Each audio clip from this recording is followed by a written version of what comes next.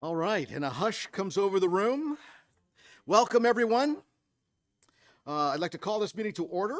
I declare we have quorum. All of council is here, and I'm going to ask Councillor Fitzgerald to read the land acknowledgement. Thank you, Chair Stone. I would like to respectfully acknowledge that we are on the traditional territory of the Anishinaabeg under the terms of the Robinson-Huron Treaty Number 61 of 1850 and the Williams Treaties of 1923. We commit to acknowledge, learn, educate, create opportunity, honor sacred places, and take actions toward real truth and reconciliation in support of our commitment to walking the path together in respect, peace, and harmony for future generations. Miigwech. Thanks very much. Are there any disclosures of pecuniary interest? Seeing none from council, I have one for the first item, 3.1, for personal reasons. All right. I would like to welcome everyone to the public portion of the meeting to consider applications to amend the Community Planning Permit Bylaw 2022-97 pursuant to Section 34 of the Planning Act. The procedure of the public meeting will be as follows.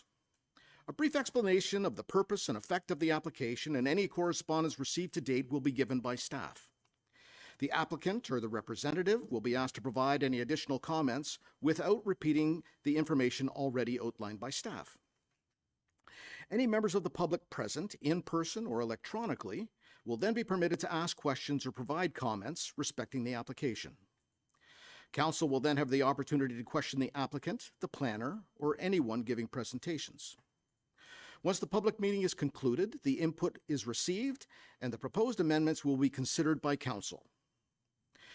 Any persons making representation are requested to first state their name and mailing address, and please note that presentations are limited to 10 minutes. It's important to note that should council approve any bylaw amendment applications this afternoon, the applicant, the municipality, and certain specified persons and public bodies are as defined by the Planning Act may appeal the decision. During the 20-day appeal period, which commences on the date on which the notice of council's decision is provided, no building permits may be issued or other work commenced. If you wish to be notified of the passage of a bylaw, any appeals, or possible Ontario Land Tribunal hearings, you must file either with the recording secretary or with the clerk a written request for notification prior to the passage of the proposed bylaw. Respecting community planning permit applications, it is important to note that a council decision on such applications may only be appealed by the applicant themselves. Each notice of complete application and public meeting included an explanation of the purpose and effect of the proposed amendment, and notice was required to be posted at the subject lands. Notice is therefore considered to have been provided in accordance with the provisions of the Planning Act and applicable sections of the Huntsville Official Plan. And with that, we'll move on to our first application, and Kelsey is coming up to speak to that, and I'm going to pass the chair over to Mayor Alcock. Okay, thank you, Chair Stone. And you've already said the first thing, which is we are being joined by Kelsey Shadlock to speak to report number development 2025-48, CPPA 11-2025 HT. Stone, no civic address. Over to you, Kelsey. Great, thank you so much. So through you, the subject property has no civic address, but it is located just south of Rock Lake and accessed from Maw Hills Road. Oops. The property is within the waterfront and rural designation in the official plan and is within the waterfront backlot precinct with natural constraint 1 and 2 overlays. The applicant has submitted an amendment to the community planning permit bylaw to change the precinct on the lands from waterfront backlot to rural with exception. The exception would permit the construction of a single detached dwelling, hobby farm, and ancillary buildings on the lands not directly accessible by a road maintained year-round by a public authority. General provisions within the CPP state that no person shall erect any building or structure within any precinct unless it is fronts upon or directly accessible from a road maintained year-round by a public authority. This provision does not apply to woodland retreats being constructed. The property in this case fronts on to an unopened road allowance, and a single detached dwelling and hobby farm with ancillary buildings is proposed, which does not fall under the definition of a woodland retreat. Therefore, an amendment is required. The official plan states that the rural residential development should be encouraged to be located where there is existing rural residential development, frontage on a year-round maintained road, access readily available to community services and facilities, and to demand on public services such as fire, police, and home care can be optimized. A rural residential development should not be located in remote, undeveloped areas. In this case, the subject lands are approximately 2 kilometers from the nearest portion of the year-round maintained portion of the road. So there's a year-round maintained portion, and then there's a seasonal portion that it goes to.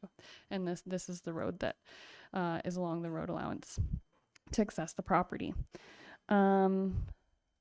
So given these provisions within the official plan, it appears that this proposal does not conform with the plan. The application was circulated in accordance with the provisions of the Planning Act. District staff noted that they would not object to the approval of this application, so long as town council is satisfied that the health, safety, and municipal interests and access are appropriately addressed. The operations department noted that a road occupancy permit will be needed for any works on the road. The fire and building department also noted that suitable fire access be provided, consisting of either a municipal road, a year-round maintained road, or a driveway that is a minimum of 6 meters wide, so that the principal entrance of the dwelling is within 90 meters of an access route. Building also recommended that the building be a woodland retreat. Through staff's review and analysis, the application would appear not to conform with the intent of the official plan or be consistent with the provincial planning statement, and therefore staff are recommending denial. Thank you, and I'd be happy to answer any questions. Thank you for that, Kelsey. At this point, I would ask the applicant and/or their representative if they would like to come forward. Thank you.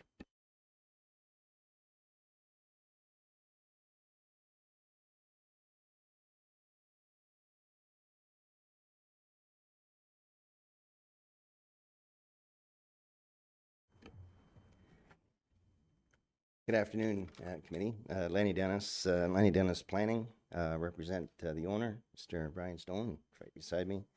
Appreciate the efforts of staff bringing the application forward. And I just like to take the opportunity, obviously, to address staff's comments and provide the merits of the proposal. I listened to the staff regarding the land use designation. And in the report, I concur with them that I don't necessarily agree. I think the rural designation is more appropriate on this particular piece of property. I don't see how this lot physically or functionally relates to Rock Lake. Anyways, the development is just as in terms of the merits of the proposal. The development is outside any natural constraints, and that was demonstrated on the site plan that was provided. Obviously, it's a large parcel of property and can quite comfortably accommodate the intended development of a single-family dwelling, the new well, and a new septic. And just for clarification, when I submitted the application along in my cover letter, I had noted that it would be a minimum 37 square meter dwelling. We're going to start there. It's the smaller the build, obviously, the more affordable it is. But having said that, it does sort of tie the hands of the person that would like to build on the property. So I just wanted to clarify that. The development, the footprint, regardless of 37 square meters or larger, is going to be fairly small and insignificant when compared to the overall lot itself. And in fact, the lot itself will, I would say, remain more or less in a natural state. And I think the photos illustrate where the building is going to be located. It's a small cleared area with the driveway immediately available for access to get to it.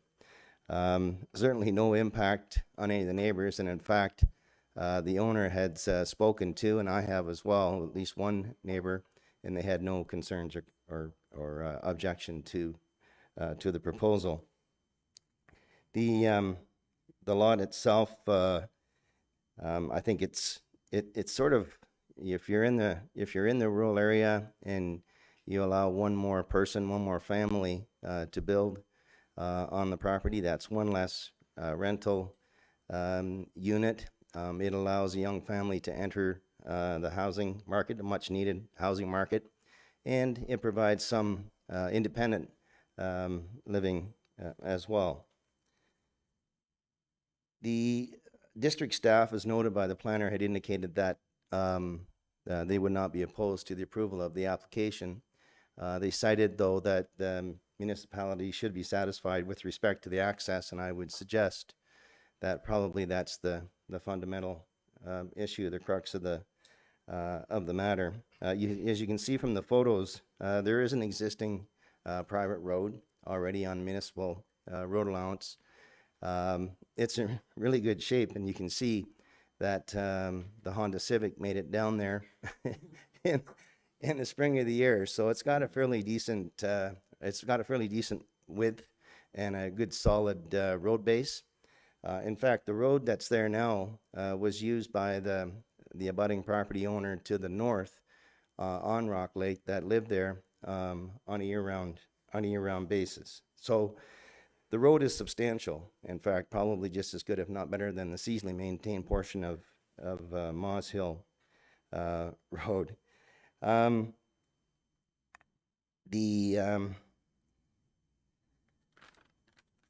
The owner, I think, with respect to, adding one more dwelling, as you look at municipal services in the area, it'll obviously increase the tax base and assist in contributing financially for the maintenance that already occurs on Moss Hill Road. Having said that, the allowing one more dwelling on this particular piece of property, it's going to increase the tax base with no further burden, if you will, on the municipality, other than it does increase the tax base and allow one more family to enjoy the benefits of having their own home.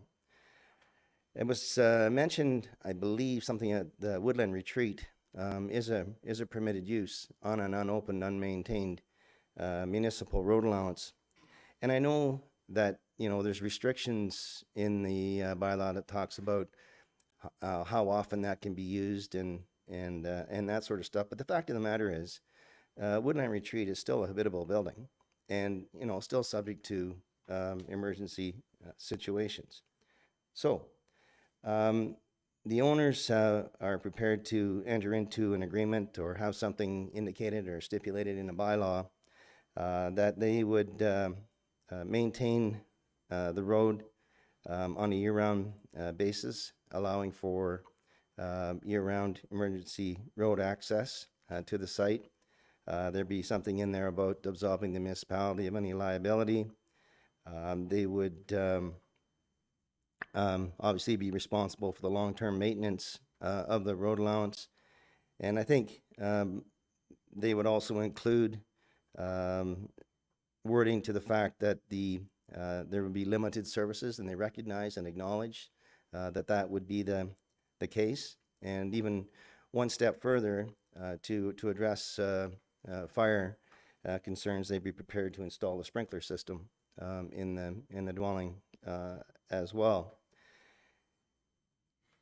So having said that, I think Woodland Retreat is permitted as of right, but if we can have an agreement in place to allow this, I think you're going to get a better product at the end of the day.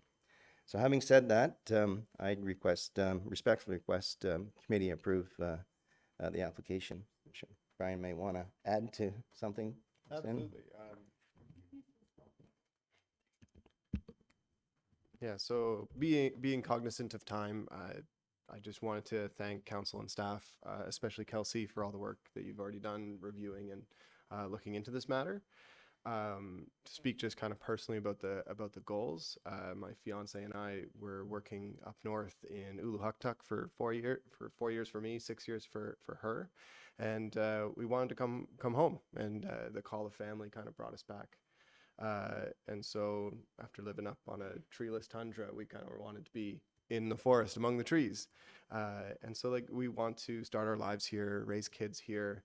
I teach at the high school, and Emma's going to be seeking employment as an elementary teacher here. Like, we really want to do this right and work well with the community. And we've already done a forestry management plan. So that's an agreement with the Ministry of Natural Resources to make sure that we're treating the land respectfully and we're going to work in tandem with it. We've been speaking with the neighbors to make sure that their concerns are met and addressed. My fiance has a green thumb and really wants to have large gardens, and like we want to have the whole hobby farm and animals and all that. And being out there really kind of lets us do that. So yeah, we would be absolutely on board with signing. I believe it's a 5126 agreement that kind of it addresses the issue of municipal services and fire and maintaining that.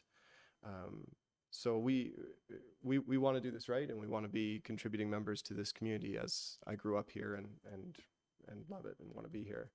So yeah, it's kind of that's our dream.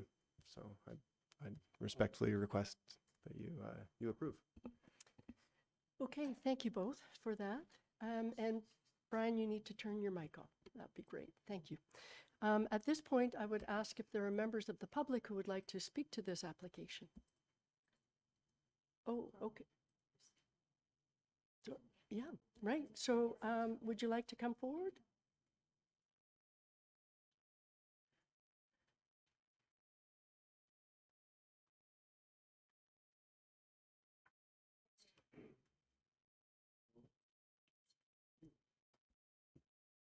You just take a seat where the other presenters were. That would be great. And if you could state your name and address, that would be great when you start. That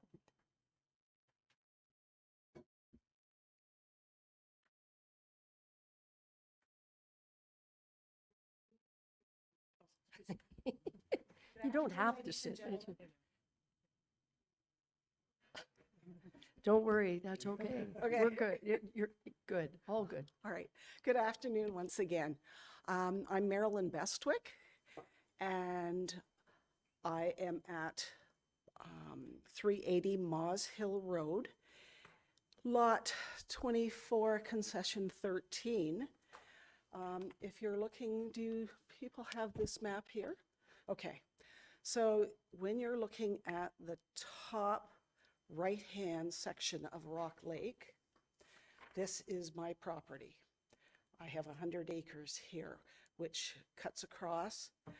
In order to get to that property, you enter from the Fish Lake Road onto Maws Hill Road and travel 2 kilometers, and then a right turn onto another township road, which has only been maintained by my husband and I for the last 50 years. I met with Brian last October, or yeah, maybe September, before he went north. He proposed coming to this particular lot, of which he had 100 acres, and was proposing to build a tiny house. He had said to me, there is no waterfront access, unfortunately, but that was something he knew at the time. My concern is the road to get to his property has been maintained from the Maw Farm, just off Fish Lake Road, has been maintained by myself and my husband for the last 50 years.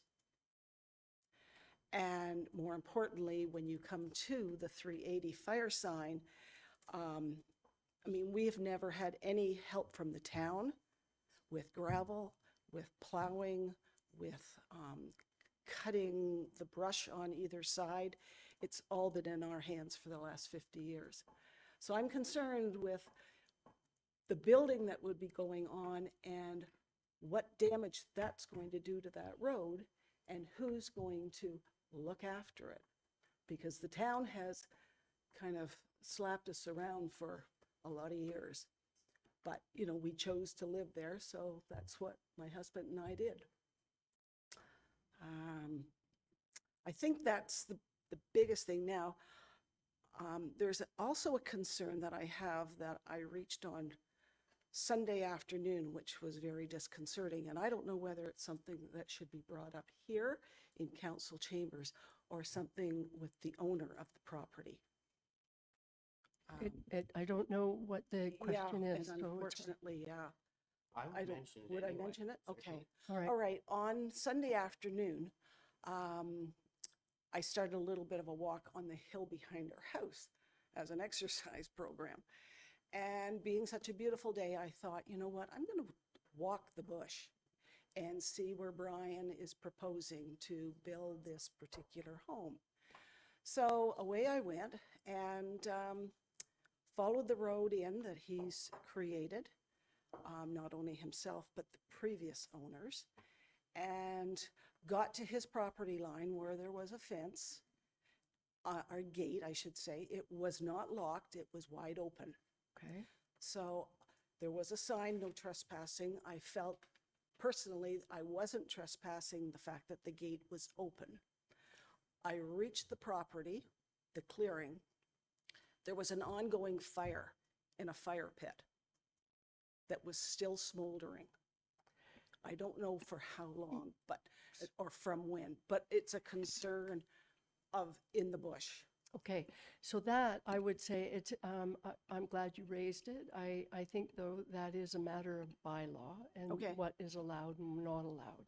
And the reason why I'm not, you know, intending to shut you down on No, that. no. But right now, the issue before us is. Well, that's the- why I the was application. concerned. No, was it and the I think time that's or fair. not? It's hard to say, you Yeah. know, when you should do that. But I do think if it is a concern, you should raise it with our bylaw.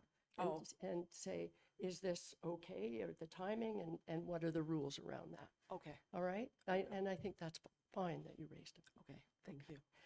Did you have something, Yeah, I Andy? do. Okay, Is this on? yes, it Okay, is. my name's, The little red thing Yeah, says, yeah. yeah. My name's Andy Maw.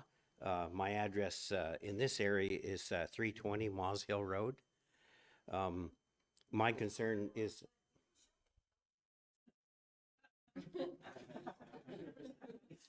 My voice is. My voice has really Apparently, changed. You have a distinctive voice that's triggering the chair's computer. So, Okay. so I don't think that's happened before, and wouldn't you know, it happens when I'm doing this. Of course. So yeah, so my Sorry about concern is road maintenance, the same as Marilyn. The road that Marilyn takes, as you said, head south on Maws Hill Road and make a right-hand turn heading east. That road actually goes through my property. It's not town property. It's a private road. And so I own 300 acres there actually. And one of the neighbors that I was supposedly spoken to, but this is the first I've heard of it. Anyway, so yeah, I don't intend to maintain a road for somebody else to access their property. So I'm hoping some agreement is made there with that road maintenance. And like I said, it does go through my property. My grandfather put that road in, and my father built Marilyn's house many years ago. So yeah, my concern is with the road and that kind of maintenance, because if you have a hobby farm, obviously you can't leave the farm unattended. So, you know, if that's what they're planning on doing, then, you know, they've got to have year-round access to that road, and I'm not paying for it. The other thing is survey. I've been dinged with this before. I would assume that you're going to have to survey this 100 acres.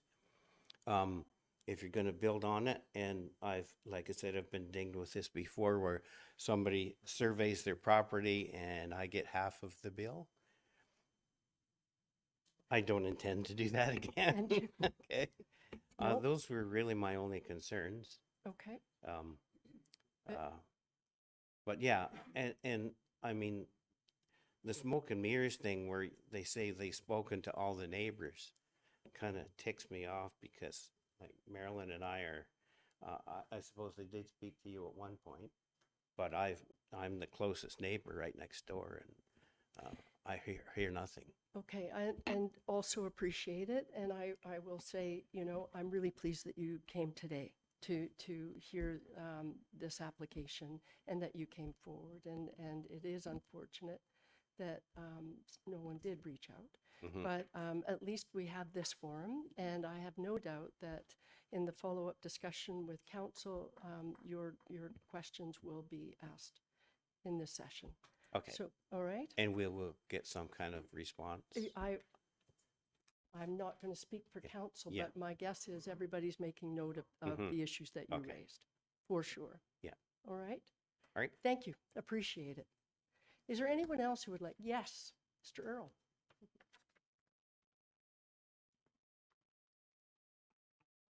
I'll give you a seat.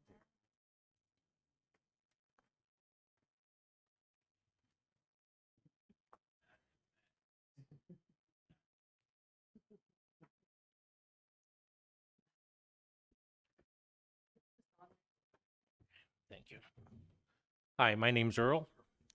They just call me Earl. My address is 1166 Dwight Beach Road, but I have property out Wasiosa. I'm kind of in the same ball. I will be putting the same application in for a building on an unmaintained road. You've granted me one 10 years ago, and I built. I maintained the road myself. I was in an agreement with the town to maintain it. And I will be doing it again because I've sold that and I have another piece of property on a side road allowance. It's not maintained by the town, and I'm willing to sign the same agreement to build a year-round home. Okay, and that's all I really have to say is I think you should allow this to go through. And I personally don't know the Maw Hill situation, but I know my situation is we're not really developing it. I can count 8 houses, a sawmill, a post office, and a schoolhouse. The schoolhouse is on my property from 1900s. So people eventually moved out of there, and the town used to plow it, but didn't because no one lives there. Why would you plow it? So we're just kind of redeveloping stuff that was developed. I don't know about this situation, but in my situation, that's what I'll be doing. So I hope you allow this one to go through. Okay, and appreciate your comments too, Earl, and also being transparent about, you know, that you might have an application as well. But I do appreciate coming forward. Thank you. So is there anyone else who would like to speak to this application? Seeing none, is there anyone online that might like to? I'm doing this from. Chair No? Alcock, I have one hand raised, so I'll move them into the meeting. Oh, you do? Okay, and you'll bring them in. Thanks, Maya.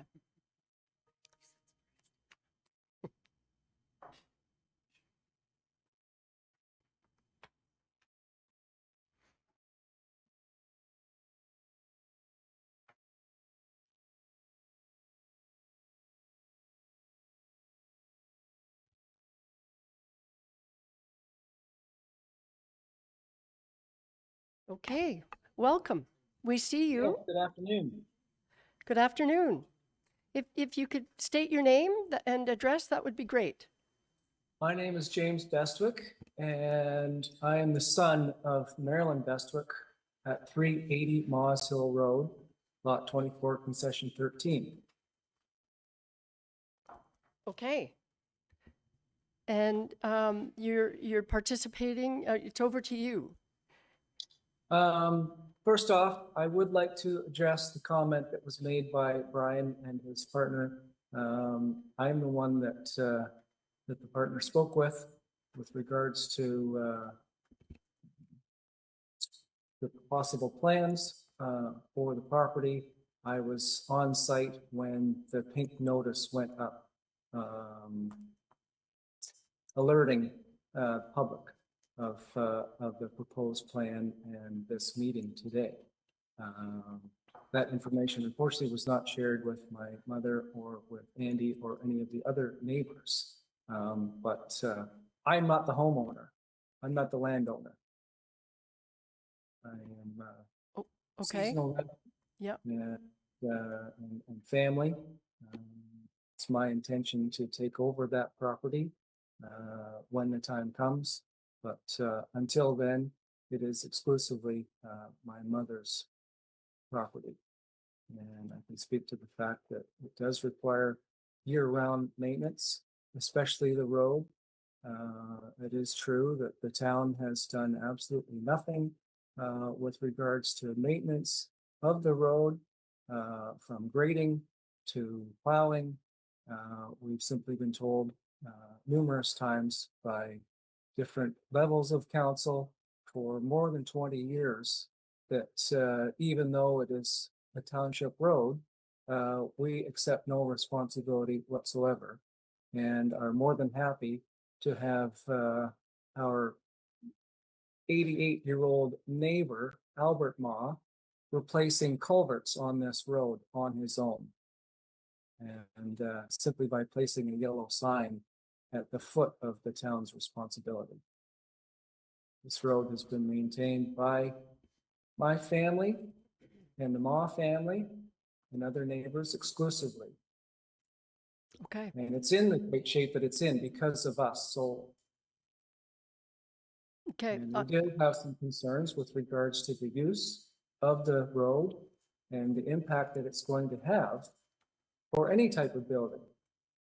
Right. Thank you for that, and also for clarifying the issue around notification. So appreciate that. And I think what you're doing is reiterating the point that was made quite eloquently by your mum. So we certainly, again, council heard that. And at this point, if unless you have something else you'd like to add, what I would like to do is turn it over to council for discussion. Is Just that that we like having people in the area, an extra set of eyes in our neighborhood, so to speak, is always a good thing because we have been the victim of numerous break-ins and thefts over the years. As the applicant stated, they want to integrate with this community, and we want to see them do that. But we know that in past relations with other neighbors around Rock Lake, in particular, a lot of corners are cut, and things are moved forward without due diligence, either by council, planning, whatever, and additional buildings are built on this property. A number of neighbors have raised concerns and complaints with council that unfortunately have fallen on deaf ears. And we now have a major situation on the lake with regards to Airbnb. And if I can, I appreciate those comments. This application is not talking about an Airbnb on the lake. In fact, it's clarifying I actually that understand it's that, not but a this can happen on any type of property. right. Okay. And it is a problem on many lakes in Huntsville itself, all across Ontario. Okay. And it's something that we want to make sure that we try to prevent as much as possible, because it is a problem on every Like lake homeowner association. This is a common discussion all across Muskoka.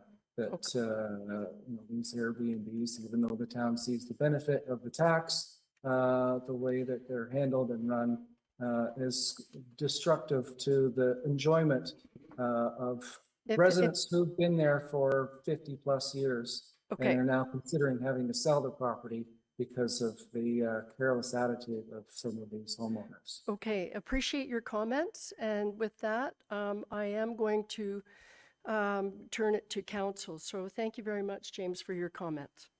Thank you. All right. Maya, do we have anyone else online? I see no hands raised. Okay. Thank you. So with that, I am going to turn it to council.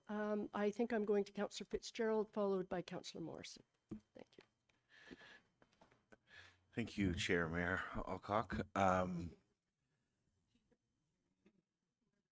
I like the fact that staff has brought this report through the application process, and they've come up with the answer they have to come up with, because that's what the planning rules say. I like the idea the district is not opposed to the application. I think I want to speak to more about, this is how we started Huntsville. 100-acre land grants, and here we are, and we congregated in urban areas, and I think there's a real regeneration of this that's going to happen. Isn't the start, but I think it's going to continue to grow.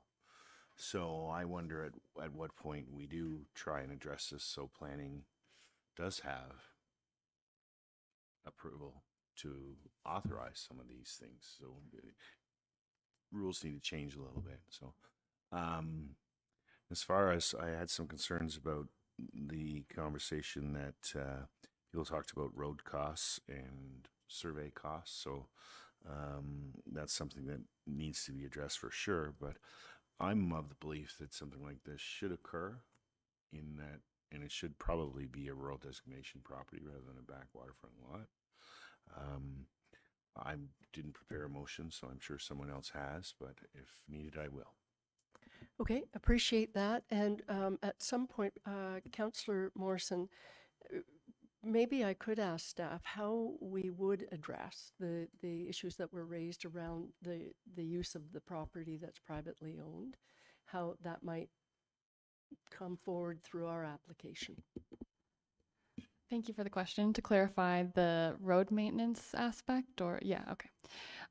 So typically in these situations, we would do a development agreement. It's not a consent, so it wouldn't be a 5126 agreement. It'd be a development agreement through the community planning permit. And through that agreement, it basically discusses like the fire comments and kind of absolving, like saying that they're not relying on the town for maintenance of the road. However, these agreements, as we've sought legal advice over time with these type of things, it doesn't absolve the town of everything. It's just an agreement to put in place. But that's how we've gone forward with those. And in terms of surveying, there isn't a survey required as a part of this application because it is just a development. It's not a consent, so. Okay, appreciate that answer. Thank you. Councillor Morrison. Thank you, Chair Alcock. And yeah, first of all, very valid concerns from the people that spoke. And I think it just gives an opportunity for the property owner to work with the people that have been there for years. And to the questions about the town not maintaining, that's how it's been. It's been that way forever. So I wouldn't be upset with the town not doing that. I would just know that that's how it's been. And it's the same thing with Earl speaking. There's no expectation that the town is going to put in culverts and plow and do all those things. That just doesn't happen on a privately maintained road. I think this makes tons of sense. It's consistent with any time this application comes. I've been consistent saying that this is an opportunity to allow more affordable living in our communities. It makes all the sense in the world. I would think it'd be a benefit to the current owners to have one more person sharing in the costs of that road. So instead of having to do it all yourself, there's another person to get involved. And fire safety is very important, and I think that's being addressed on the application. But I think almost everyone at this table has probably been at a hunt camp, so if I think of fire safety, 15 of us sitting in a week with a very unsafe wood stove is not as safe as a home that could be built. So I think if anything, it's a better use of the property than a woodland retreat. I'm 100% in favor of it as long as we direct the property owner to work with the current residents up there that have been there for years on a road sharing agreement or something along those lines. But otherwise, to me, it's something that should be very much going through. Thank you for that, Councillor Morrison. Deputy Mayor Armour. Thanks, Chair Alcock. Just to follow up on Councillor Morrison there, I believe that Mr. Stone's probably a good steward of the land. And I think the concerns we're hearing about it is about looking after the land and assisting the other residents on Moz Road, or Moz Hill, I guess. My question has to do with the section of the road that runs across private property. Is that my understanding? What is the ruling on that compared to being on the road allowance? So I'm going to turn that over to Kelsey again. Yes, thank you for the question through you, Chair Alcock. That point, where we see on the mapping is that there's this road that's put in on the road allowance, but it kind of deviates onto private land. So I'm not sure if that's what the commenter was talking about, or if it was something that wasn't seen on our mapping. The commenter is nodding yes. yes, That's okay. exactly. Yep. Yeah, so when things are constructed on a municipally unopened road allowance, they're supposed to get a permit from the town. So that's something that we've also provided that comment to the applicant. But yeah, it's supposed to be in line with the road allowance and not deviate. But when it was constructed, it wasn't a town approval or anything like that, so it meanders kind of. So yeah, that's an encroachment concern that I don't know if it would be more of a civil matter or something that we get involved in, but maybe Would you Director have a Maxwell could clarify. Follow up. Well, thanks. I guess the concern is with the road, the status of the road, that would stop Mr. Ma, I believe it was, from putting a roadblock up and stopping anybody from going any further on that part of his property, so, or a gate, etc. So I'd just like to have that addressed. I'd hate to see Mr. Stone get approval for this and all of a sudden have to build this new section of road to be able to access his property. So I don't know if that's something they can work out an agreement with, that they would share in the costs associated with that, and plowing, etc. So I don't know, I just hate to see that go through and have that happen. I totally agree. And I think we know of other cases where people do enter into agreements with neighbors on costs associated with roads. That would be up to the neighbors involved. What's the length of that on the private property? And if it's stuck to the road allowance, it would take you right to the existing property? Chair Yes. Alcock. I do believe we have some mapping that we could bring up on screen. Very helpful, because I think this is the nub of it, I think. Yeah, and just to also say that they could also get an easement to access over the private lands, but that would be an application if that was a long-term easement. But if someone's able to zoom in maybe a bit more, where the highlighted property, so if you go south and then west, yeah, it's hard to see it. I think you would have to zoom in more, Maya, sorry.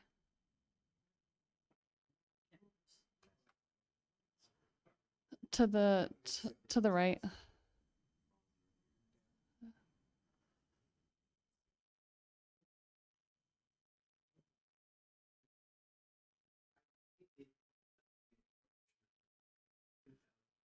There, you could see it right there that loops up. Right at the, oh, yeah, I could use my thing. Forgetting the tools that I have. Yeah. There we are. Ah. Oh, I see. So And- that runs, Maybe Maya, you could use the measuring tool just to see like a rough distance. so it's about 2,000 feet according to the. So I guess my question is, if this is one of the key issues that's been presented, we're not in a position as a committee to force an agreement between neighbors. That's not within. I'll let Director Maxwell answer. Director Maxwell, yeah, or should I go to Councillor Clark, or should I? Councillor Clark would like to jump in. Maybe he has the answer here. I highly doubt it, but thanks, Chair. I just, because of the access is such a key part of it, I'm just wondering if the answer isn't that we approve it, but make it conditional on the neighbors and the Stones working together with some kind of an agreement for access. And that's exactly where I was going. So appreciate that, because I wasn't sure that we actually had that authority, but perhaps the director can say, is that something we could make it conditional on? That most definitely is. Staff would be probably happy if we could do it through a consent so that the easement is registered on title of the properties that it's crossing. so that it's there in perpetuity and not just for us. You know, if it's not done through a consent, then it's just an agreement between two property owners. And if either of the properties sell, then that doesn't carry forward. So it should be an easement or a right-of-way that's granted through a consent process. So that if it that's the- does, then it's an ongoing maintenance agreement. Exactly. Right. Okay, everybody's heard that. Councillor Morrison. Thank you. And to that, the only concern I have with that is if we're giving only one option for an agreement, if they don't come to a consent agreement, then there is no access. So I don't like that necessarily. And I think even speaking to your planner and a lawyer, I'm assuming there's no right-of-way, no legal right-of-way. Brian, could Brian come down to speak to that? or- Brian and or Lanny? Yeah, just to speak, because there might be right-of-way or prescriptive rights for so many years of it being there. I'm not sure. Yeah, so I would be absolutely open to working with the neighbors, and they have maintained that road beautifully for years. As soon as like when I bought it, I could drive in. So that's something that I think we would absolutely work well together. Yeah, Jamie's the one that I did talk to. So I talked to him over text, and yeah, I didn't have Mr. Ma's contact. The access, there's the other way. They're already so that road to the property. It does look like it jogs onto their property a little bit, and I'd be happy to work with them on that. The other corner, the northwestern corner of the property, there is through Lynn's property. So Kevin Lynn's the other one that I talked to. There's like a four-wheeling road that accesses the property off of Rock Road South, which is a private road. So I actually don't think that right of way makes it all the way to my property, but it goes to the unopened road allowance that comes to the northwest corner of the property. So there's kind of the two different directions, the one being working with the Bestwicks and the Maws, which I'm happy to do, and the other one I believe is working with the Lynn family. I don't know. Does that answer your question? Well, Lanny, you're joining? That'd be great. And I appreciate that, Brian. Yeah, so maybe just quickly, easement is one way to address it in terms of right-of-way across someone else's property, but we've done this before in other cases that sort of buttresses the Cadillac approach and in the existing situation, and it's an agreement 21 years less a day between property owners.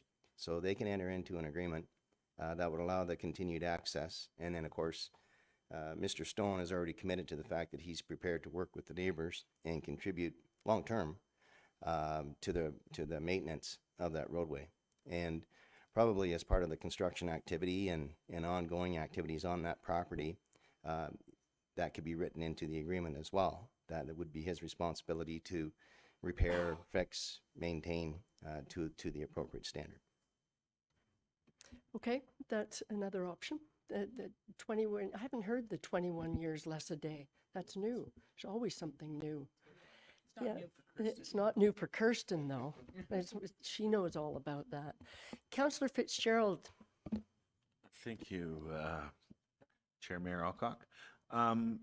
Were there any, I don't know who can answer this question or if anyone can, were there any agreements with previous owners? Were there cost sharing of the roads or arrangements? Maybe I should ask Mr. Ma, was there, and you don't have to come down, this is unusual. Mm-hmm.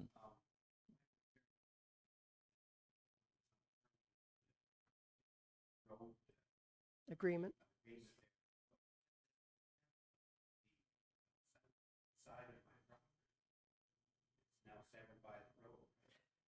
No.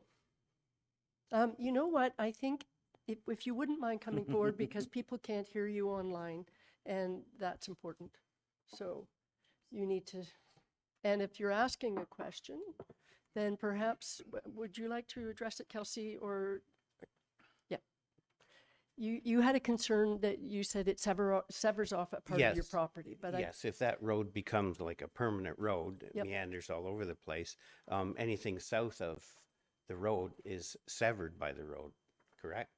Thank you for the question. It is already separated if there's the road allowance between it, so there would be already that separation. Well, and that's just it. It's not a registered road. The township has never anything. done it or even assumed that road is signed as a private road. It's an unopened road allowance, so it would already be town land that runs through the two properties. Mhm. So it already creates a natural severance of the two lands, right. pieces of land.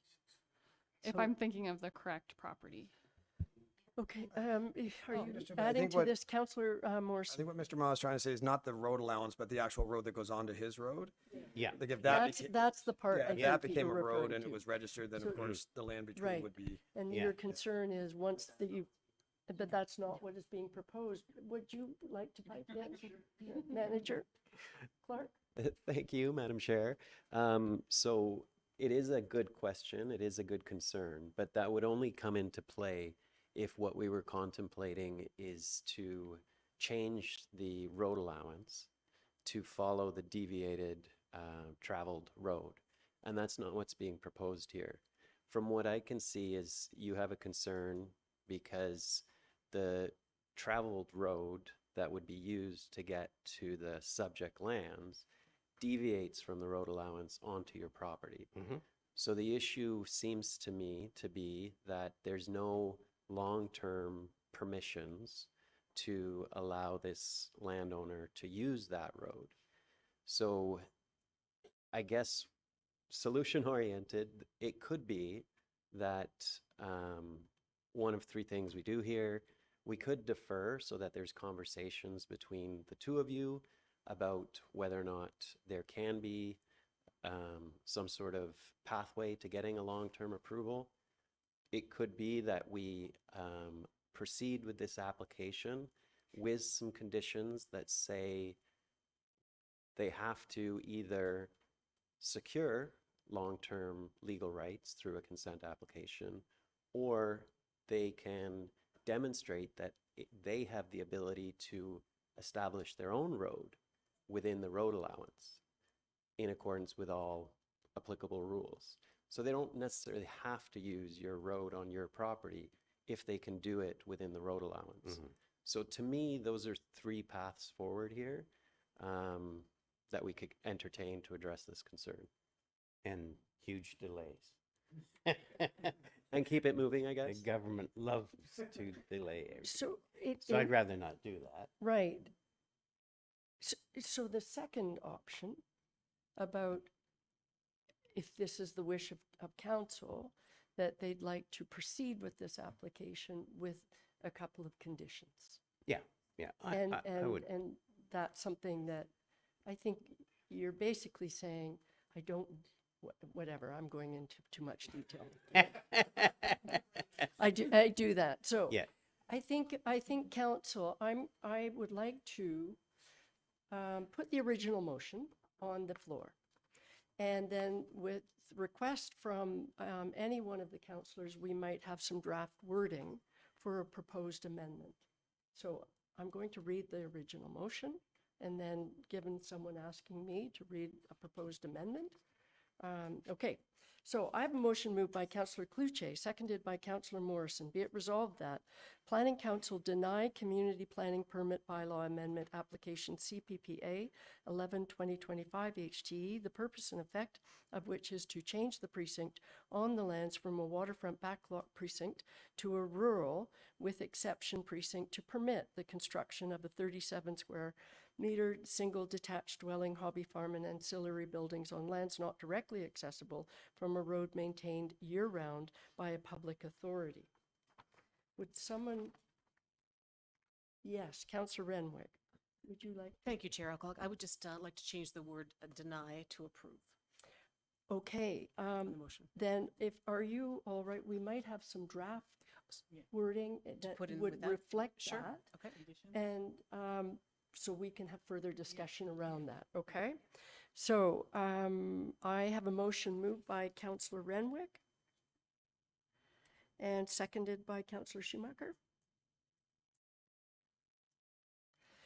Be it resolved, Planning Council substitutes Motion Development 2025-48 CPPA 11-2025 HT Stone, no civic address for the following. Be it resolved that Planning Council approve Community Planning Permit Amendment Application CPPA 11-2025 HT, the purpose and effect of which is to change the precinct on the lot from a waterfront backlot precinct to a rural with exception XXX precinct, with the exception being to permit development on a lot that does not front upon nor has direct access from a year-round municipally maintained public road, to prohibit development on the lands prior to the issuance of a community planning permit, and to require that the following be addressed to the satisfaction of the Director of Development Services prior to the issuance of a community planning permit. The owner shall enter into an agreement with the town to acknowledge that access will be on a non-year-round maintained road and that no municipal services will be available, and that dwelling must be fully sprinklered or include other suitable fire suppression measures to the satisfaction of the town. And I'm guessing that there will be a comment that this doesn't quite go to exactly where we were going. Councillor Morrison. Yeah, I think the big thing here is to balance the future use with the rights of the current property owners. I think Mr. Moss said it well. He doesn't want to have government delays, which would just push everything back. I don't think it's necessary to add anything in about the access, because I think the property owners, Mr. Stone and his fiance, they're not going to go build a home unless they know they have proper access. And if they build it, and Mr. Ma, for whatever reason, at some point sells the property and somebody wants to cut it off, they're going to know that the risk is that they can't get there unless they go down the road allowance on a snowmobile. Maybe then it's a woodland retreat. So I don't think we need even to address that to complicate matters. But I also would like to see, instead of the 37 square meter, I don't like that restriction because it's small.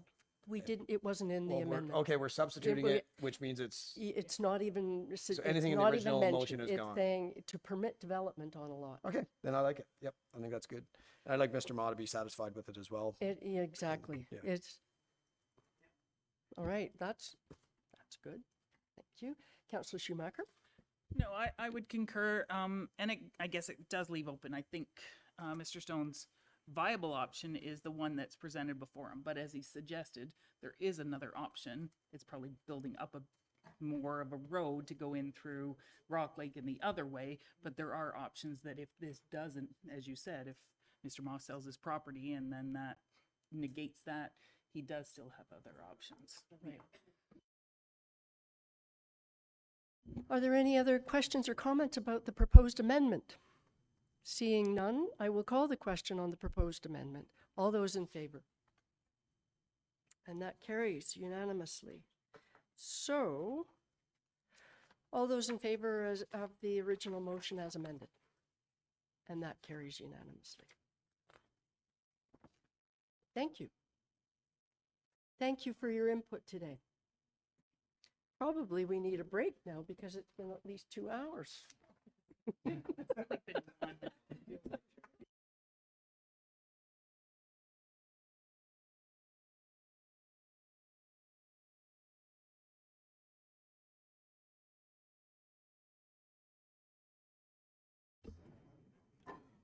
All right, we're going to have Lisa come up and we're going to move on to the second public meeting. Wow.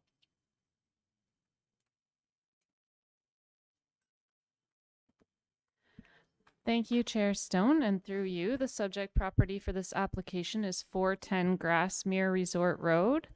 I should point out the map on the notice that was circulated had erroneously labeled the property as 310, but to clarify, we are dealing with 410 Grassmere Resort Road.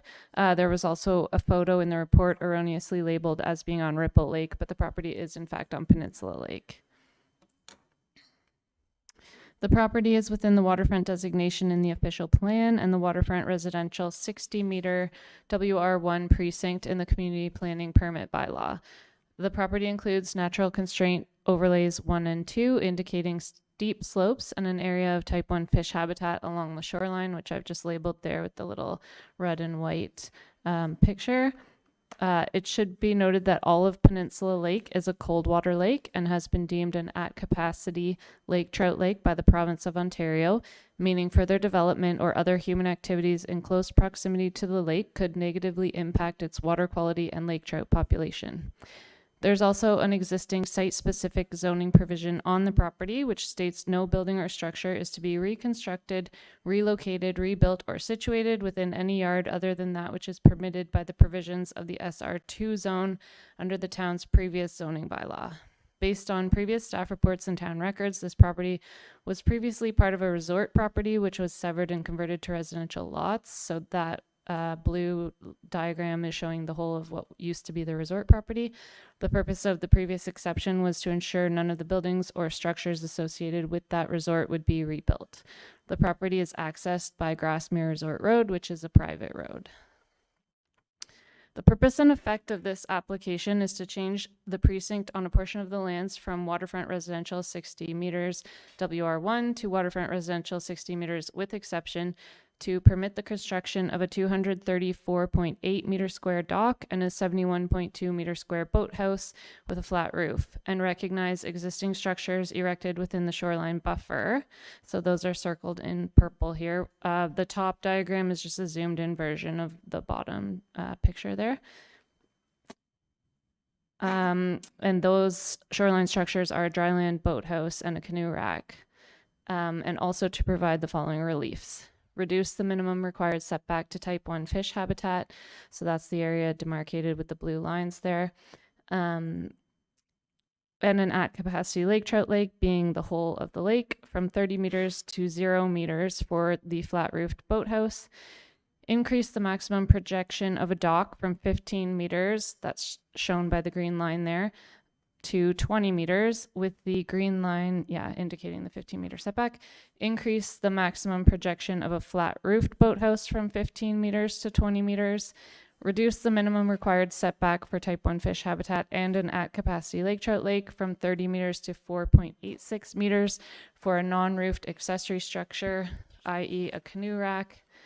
And reduce the minimum required setback for an at-capacity lake trout lake from 30 meters to 4.42 meters for a dryland boathouse, and reduce the minimum required setback for type 1 fish habitat to a dryland boathouse from 30 meters to 8.34 meters. The amendment also proposes to remove the previous zoning exception that I spoke about before. It should be noted that an existing dock connected to this property, which is shown here with the purple hatching, has been constructed, however, not in the location that was approved in the site plan agreement on file for the property, which is instead shown with the green in the bottom corner here. So at the furthest extent possible on the property from the type 1 fish habitat. And then the boathouse that's proposed is shown in gray here with the red outline being the proposed dock. A fish habitat study was submitted with the proposal mainly focused on the type 1 fish habitat proximity and proposed mitigation measures. As noted in my staff report, dock projection provisions in the CPP bylaw permit the extension of docks beyond the 15 meters permitted maximum where water depths at the end of the dock do not reach 0.75 meters as measured by a licensed Ontario land surveyor. In this case, that has not been demonstrated, so approval from Planning Council would be required to permit the dock extension. There are no such depth provisions in place that would apply to permit a boathouse to extend beyond the 15-meter projection from the shoreline, and the town's official plan discourages boathouses from projecting beyond the permitted maximum. Factors to consider in relation to the extended projection of shoreline structures are to include navigation of the water body, fish and wildlife habitat, the natural flow of water, potential damage from flooding and ice heaving, and privacy and views as they relate to other users of the lake as a result of projecting property lines into the water. A flat-roofed boathouse also, of course, includes an element of human congregation, which increases potential negative impacts regarding views from the lake, privacy concerns, and impacts from human activity on the lake itself. The application was circulated in accordance with the provisions of the Planning Act and the Community Planning Permit Bylaw. No letters of support or objection have been received to date. Given the analysis of the town's policy and the proposal, the application does not appear to conform with the intent of the official plan, and as such, As such, staff are recommending the application be denied. I would be happy to answer any questions you may have. Thanks very much. I'll call on the applicant or the representative to make any comments.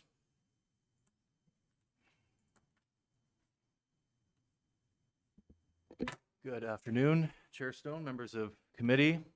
Graham Heisinga, Tulloch Engineering, 80 Main Street West, Huntsville, Ontario, P1H1W9. Here on behalf of Sandy Minook, the property owner of the subject lands here today. I'd like to thank Lisa and staff for their review of the application. Of course, I do respectfully disagree with the recommendation that staff have arrived at. If I could just back up, Lisa, would we be able to put up the page of the staff report that has the requested relief on it? To ask our admin if that's possible. While that's being sorted out, the intent of me looking at those that list is that at first blush, it does seem like this application is requesting quite a lot. There are a number of reliefs that are being requested. However, I think through the findings that we have come across as part of our due diligence and research and submitting and preparing this application, we find that really the only tangible item that we're discussing here today would be the increase in projection. We have, as directed by staff or as requested by staff, engaged the services of Zygoterra Consulting, Inc., which is an ecologist based out of Bracebridge, to assess the Type 1 fish habitat and any potential impacts that this development might have on that Type 1 fish habitat, as well as providing a list of recommended mitigation measures. We actually went one step further in this case and also consulted with the Department of Fisheries and Oceans at the request of the ecologist.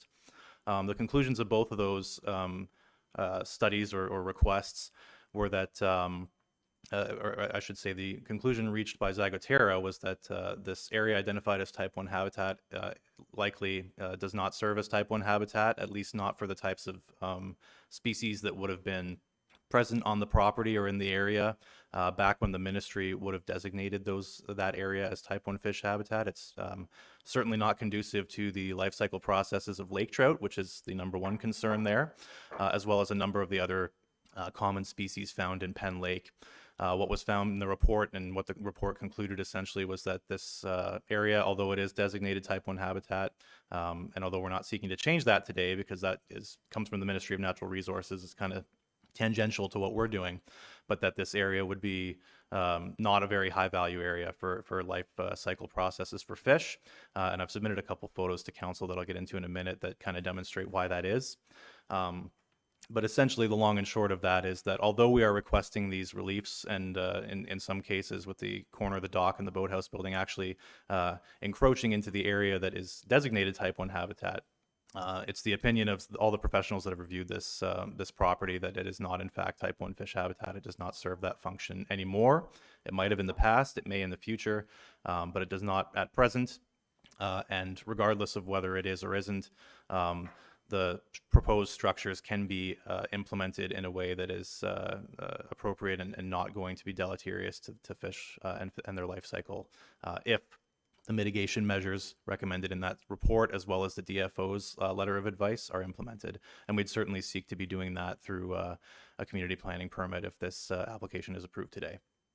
So that takes out of consideration, in my estimation, a lot of the reliefs that are being requested for setbacks from Type 1 fish habitat.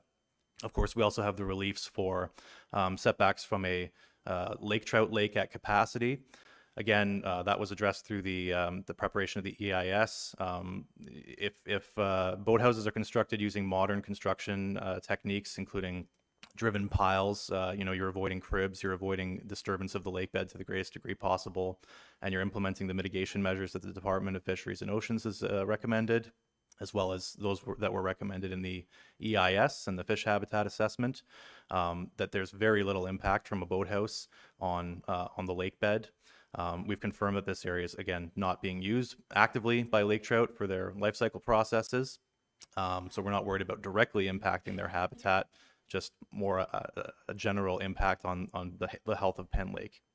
And of course, you can find a number of boathouses and other shoreline structures on Penn Lake right now, and they continue to function just fine. So the key item here that we're asking for is an increase in projection for the boathouse. And as Lisa mentioned, the town's current policy set contemplates extensions to docking structures if water depths of 0.75 meters cannot be met. However, that same potential relief is not extended to boathouses. And of course, there's different considerations with boathouses than there are with docks. Boathouses are three-dimensional, they're tall, they're harder to buffer from the water, of course. You're not going to have any opportunity to buffer that. But in this case, I think there are several mitigating factors that come into play when considering this additional projection. Would we be able to pull up the photo, the aerial photo that I sent over to staff?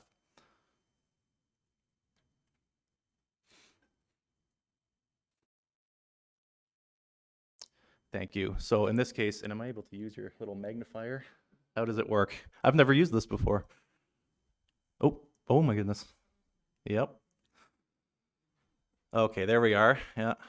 So that is the existing dock on the subject lands, and I have it way at the top of the image intentionally because I wanted to show that the other shoreline development in the area is certainly in keeping with the character of what we're proposing here.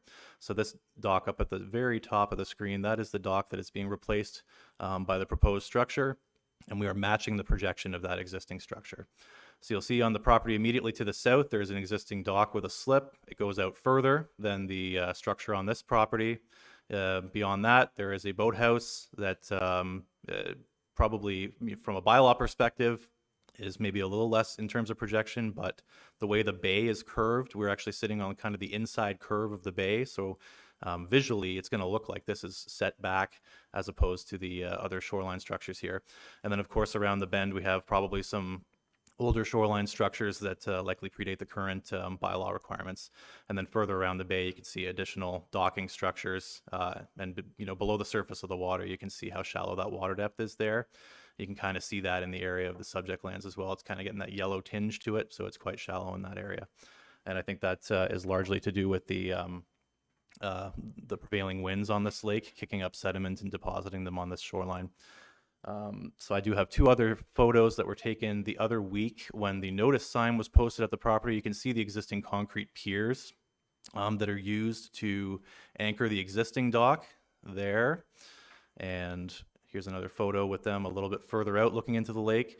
So you can see the water, first of all, is very shallow, probably ankle deep. And this, again, was taken a few weeks ago, when the water level was probably close to the highest it's going to be for the year. You can see along the shoreline, these shoreline trees, the water is touching them. And in summer conditions, when I've been out there, this area is actually a bit of a dry land beach. So the water is even lower than what we're seeing here.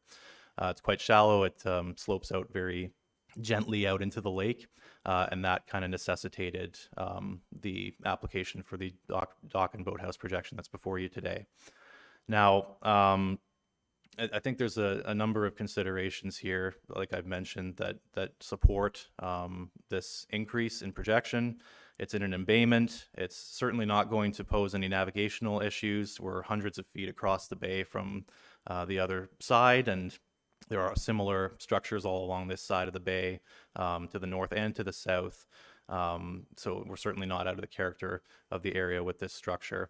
And I'd hazard to say that if this application is approved and this structure is built, it was designed very intentionally to be a very modest structure. The boathouse itself is completely within the design parameters for boathouses for height, for area. The only thing that we're asking for is projection. So once this thing is built, I would guess that if you were boating past this, you would not be looking at it and saying, how did that get built? How did that get approved? It will probably blend right into the shoreline in the area. Generally, I as a planner, I look at these applications and I think, what's the potential impact? And in this case, we've demonstrated that there's no environmental impact. That seems to be the chief concern. And secondarily, what is the visual noise impact? What is the impact on enjoyment of the neighbors? Again, the property, the boathouse has been centered on the property. It's been designed to mitigate potential impacts to neighbors. The property owner has agreed to clean up and remove shoreline structures as part of this proposal. And we have a long list of mitigation measures that will be in place through a community planning permit to ensure that construction is responsible and appropriate. So I'm happy to answer any questions that council and committee might have. But in short, I would request that this application be approved. Thank you. Thank you. I'll go to members of the public that would like to speak to this application. I see no hands in the gallery. Is there anyone online that would like to speak to this application? You need to raise your electronic hand.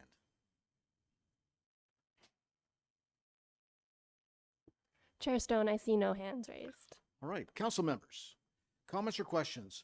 Councillor Clark. Thanks, Chair Stone. I have a question, I guess, for the applicant's planner. So our planning department brought up the issue of the depth of water at the lake. I guess I'm a little bit surprised with all the work that was done that by the applicant that I'm wondering why the depth of the water wasn't explored to back up the application's merit.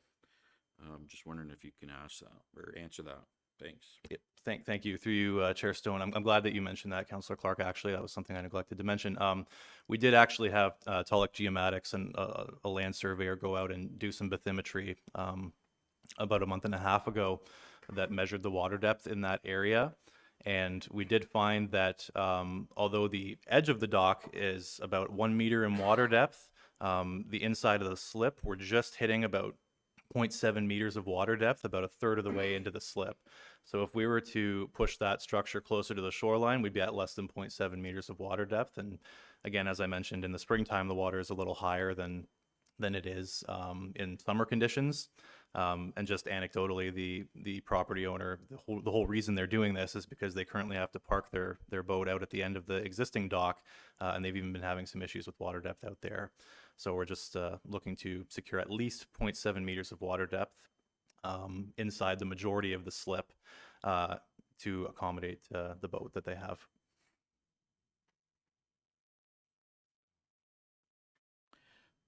Councillor Morrison.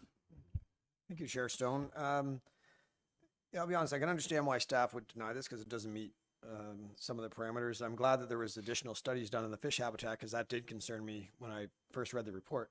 When I look at it now, there's been mitigation measures and extra reports done. The two things I worry about are fish habitat and lake views for the people that are on that lake. We have had applications where it's in the mouth of the bay, like right at the bottom. I think this is different. Like it's out at the very tip where it's about to go out into the proper part of the lake. I don't think it would be an eyesore. And the fact that there are no objections from anybody on the lake, and we know that people, especially the Penn Lake Association, I personally don't have a problem with this. I don't think it's going to be anything that would significantly hurt the lake. And the fact that you've addressed the fish habitat, I'm 100% comfortable with it. And I would, at some point, be willing to do a motion to amend to approve. All right. Mayor Alcock. Thank you, Chair Stone. I don't disagree with Councillor Morrison at all. As you said, the chief concern for me was around the fish habitat and the environment. So I'm wondering, and you may have said this, Graham, but I missed it.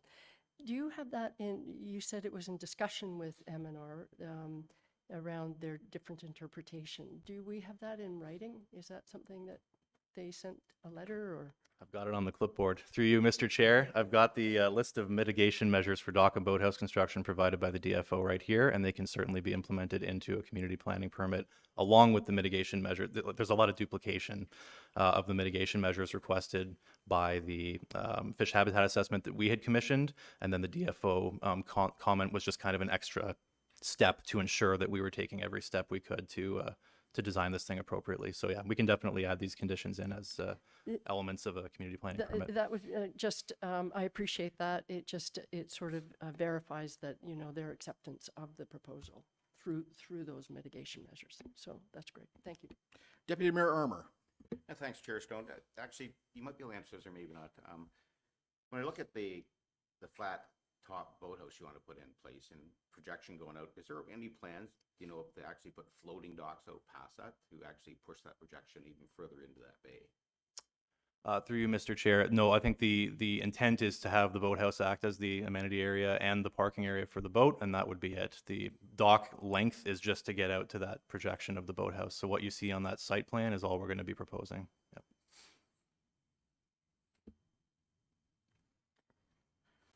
I see no other hands. So Councillor Morrison, you wish to make an amendment? Would amend if there's a seconder just to change the word deny to approve. unless there's some stuff that staff would like to bring up that if we did go to an approval that they would like to have in there. Councillor Renwick? Thank you, Chair Stone. I would second that motion. All right. Then we'll get that on the table. Sorry, Chair, if I may, just Yeah. wanted to also mention then with that approval we would also amend the word not, because part of it was to not approve removing the previous zoning exemption. So we would remove the word not from the recommendation as well.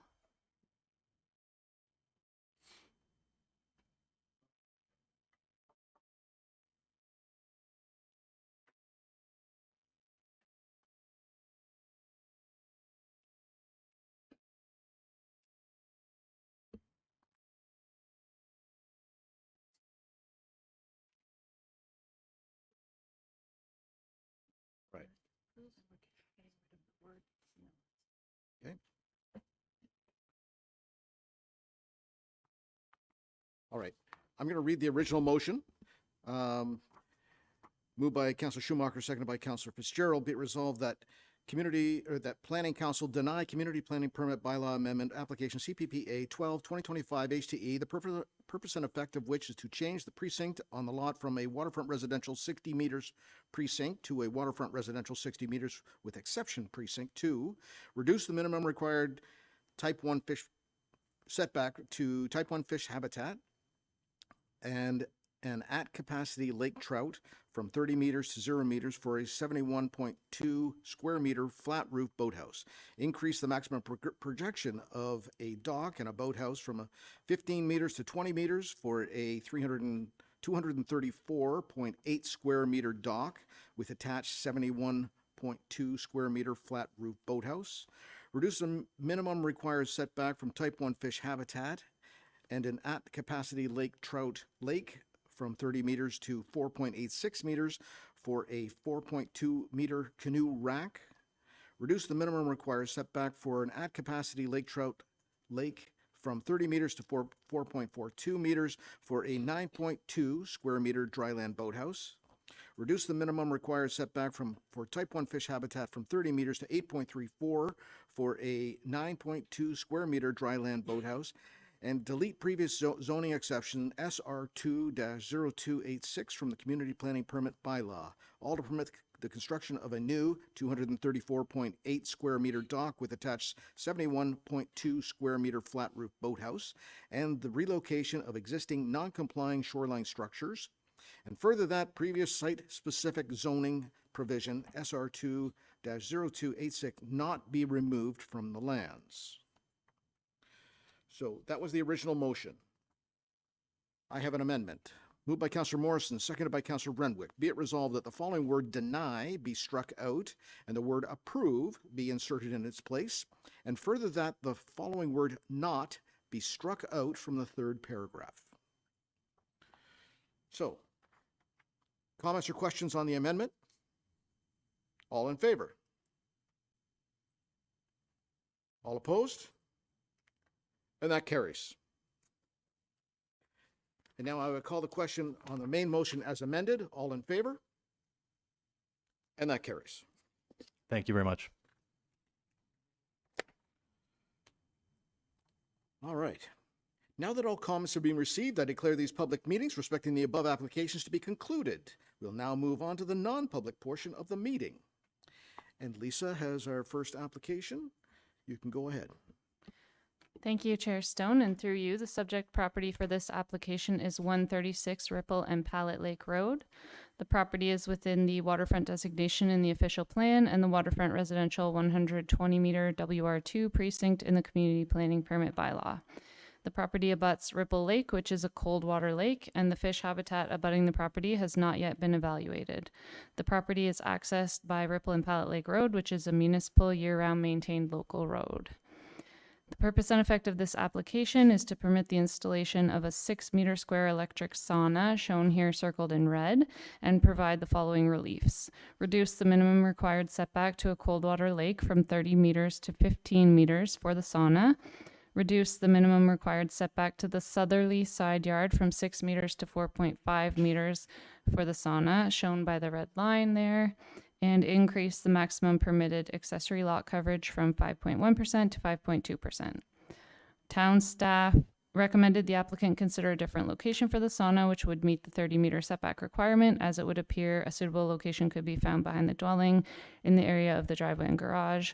Alternatively, per the provisions of the CPP bylaw, staff requested that if the proposed sauna location were to remain within 30 meters of the lake, a fish habitat assessment be submitted in support of the application to evaluate the proposal in relation to the Coldwater Lake and determine which type or types of fish habitat exist along the shoreline. The applicant expressed that he would like the application to be brought forward with the proposed location within 30 meters of the lake without the fish habitat study in order to have Planning Council consider whether the fish habitat study requirement could be waived. The application was circulated in accordance with the provisions of the Planning Act and the Community Planning Permit Bylaw, and no objections have been received. Given the analysis of the town's policy and the proposal, staff are not in a position to recommend approval of the application at this time. Should Planning Council view the application favorably, staff would recommend inclusion of an additional provision to decrease the maximum permitted primary lot coverage from 10% to 9.8% to account for the increased accessory coverage. I would be happy to answer any questions you may have, and the red star is just showing the proposed location of the sauna in the pictures on the screen. Thanks very much. I'll call on the applicant or representative to make any comments if they wish. I guess they don't wish, and They're online. they're online. All right, So I'll bring them bring in. them in.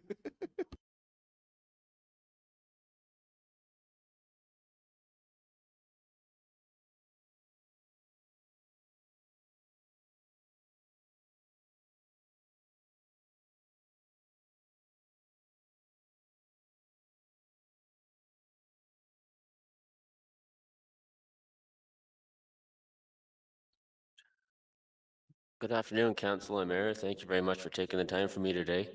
I do appreciate the work that Lisa Gillen has put into this process and helping me through the process. It's quite new to me. My wife and I purchased this property with the existing house on Ripple Lake 3.5 years ago, and we've lived in Huntsville for 28 years and love it here. We would like to install an electric heated sauna, and wanted to go through the proper permitting process to put this in place. But due to the existing housing setback and the topography of our property, we can't really make the recommended setbacks that were provided by the town, including being 30 meters away from the Coldwater fish habitat, which required an environmental assessment by the town. I totally understand that the town staff and Lisa have to, abide by the policy laid out by the bylaws. But so far, I feel like I'm being penalized for trying to follow the process.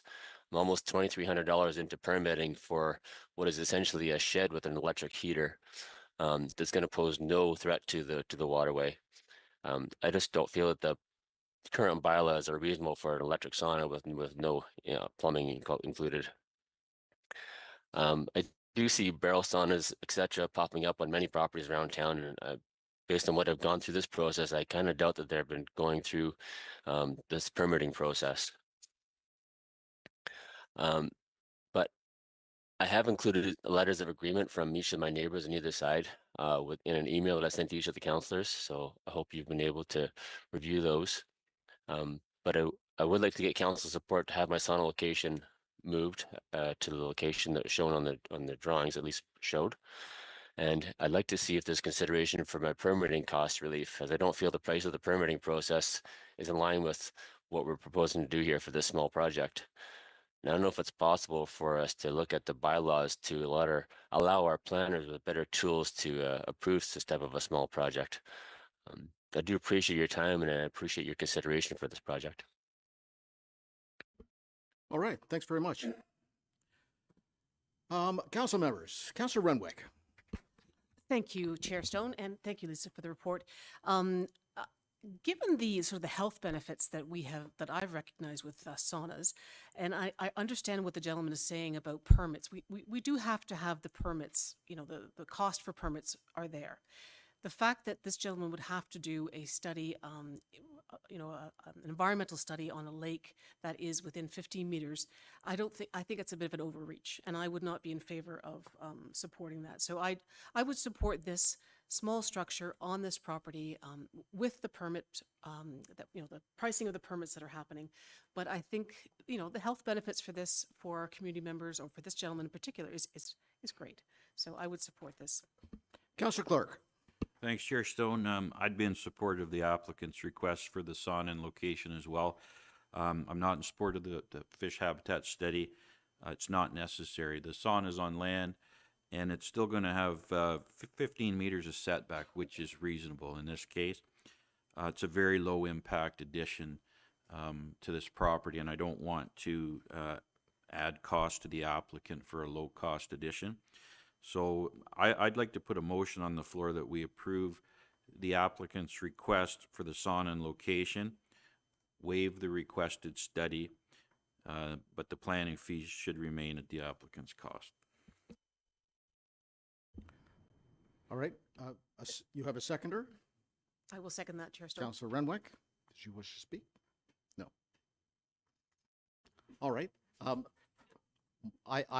I concur. My comments are, we don't need another assessment. The only issues with the waterfront for a sauna there is just naked people running from there, the sauna to the water, and I'm okay with that. Councillor Clark. Thanks, Chair Stone. I would just like to add, I definitely hear the applicant's concerns about the policies that we have in place. We absolutely do have policies in place. I would hope that through this process, our planning department might look at this particular application and then relate it to how we may review another policy similar to this one the next time, so that it wouldn't have to come back here another time for a similar application. Deputy Mayor Armour. Thanks, Chair Stone. I just want to thank Lisa for all the hard work you've done on this. I know that you guys work very hard, and then we turn around and do something like this, but I understand the restrictions that you follow, and we want you to know that we appreciate the job you do. You do a great job. Thanks. All right. Moved by Councillor Clark, seconded by Councillor Renwick. Be it resolved that Planning Council provisionally approved Community Planning Permit Application CPP 56-2025 HDE, the purpose and effect of which is to permit the construction of a 6 square meter sauna on the lot and provide relief from subsections 2.15.7, 4.3.4, 6, and 2.3.5 of the Community Planning Permit Bylaw 2022-97. 2.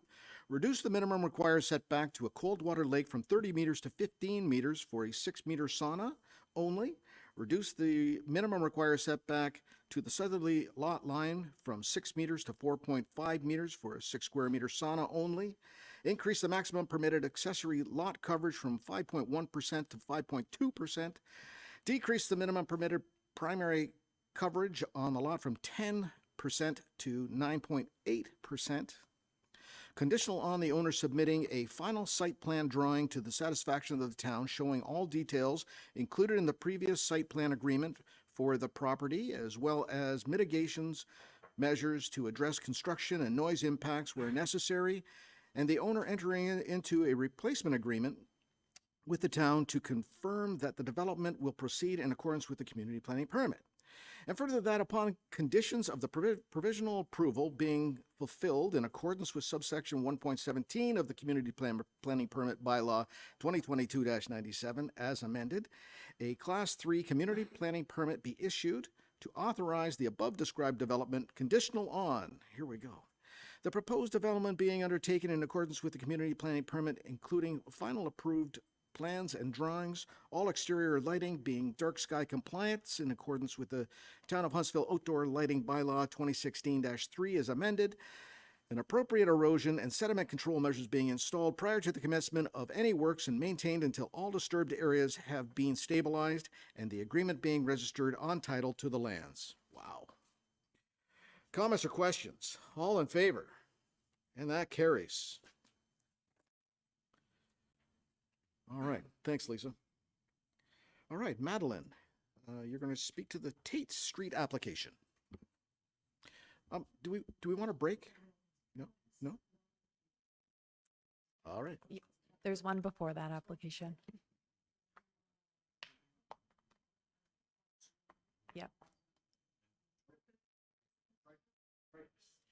Yep. Sorry, my mistake. That's okay. Tripus application. Okay. Hi, everyone. Thank you. And through you, Mr. Chair, the subject property is located at 119 Cottage Lane. The lot is designated waterfront in Huntsville's official plan and is under the waterfront residential 60-meter precinct with previous site-specific exception and a natural constraints 1 and 2 overlay in the community planning permit bylaw. The application has been submitted to permit the reconstruction of a non-complying 85 square meter single detached dwelling with 13.5 square meter deck on the lot. The dwelling was destroyed by a fire in 2023 and is proposed to be rebuilt in the same location with an increase in height and deck enlargement. A Class 3 community planning permit is required to permit the reliefs as noted on the screen, and I've just used some kind of bubbling to show where the front yard setback is and where the shoreline activity area is.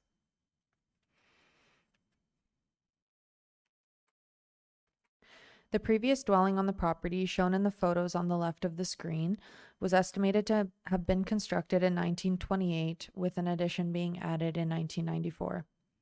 The bylaw states that where a legal non-complying building is damaged, destroyed, or demolished, the reconstruction of the building will be restricted to its original footprint, size, height, and location within 2 years of the damage or destruction. Expansions or additions to these structures are permitted, provided that they are not more than the height of the original structure and that they meet all other provisions of the bylaw. The applicants have suggested that the previous height of the structure is 6.4 meters. However, based on photos from 2014, there appears to be a slight discrepancy. However, aside from this, staff understand that the applicants wish to increase the height to a maximum of 6.5 meters, and this would be to construct the dwelling on the same footprint, but allow for a walkout basement. The applicants have noted that, the applicants have noted that the location of the previous dwelling is the most suitable location to construct the proposed dwelling due to the location of development on the neighboring property, location of the existing septic system and right of way, and to ultimately limit disturbance to limit disturbance in other areas of the property. Since the publishing of the report, the applicants have provided additional information with respect to grading and shoreline disturbance. The most recent elevation drawing on the screen notes a retaining wall projecting 3.6 meters towards the shoreline from the dwelling, and the retaining wall being approximately 4.5 meters from the shoreline. And that is shown a bit faded, but you can see the steps of the retaining wall, and then the shoreline would be there.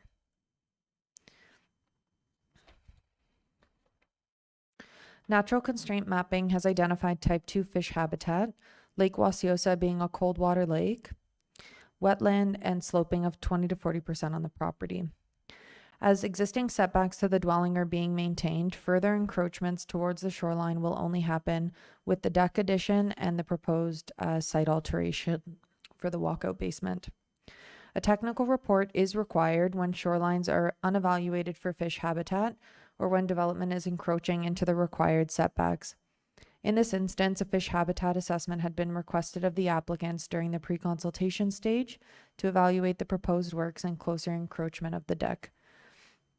Due to the proximity of the existing dwelling footprint closer to the deck and proposed walkout level, staff required the assessment to determine if the proposal is appropriate.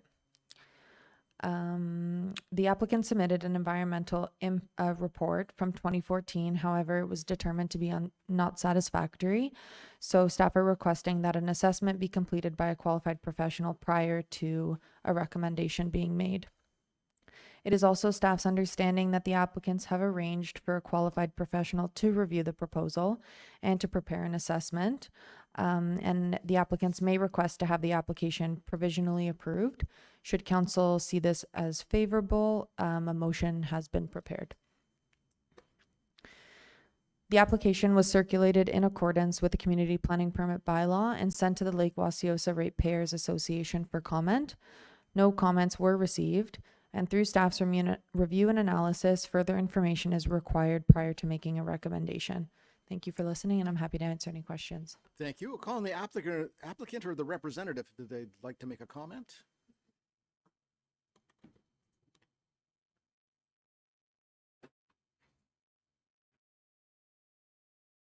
Welcome.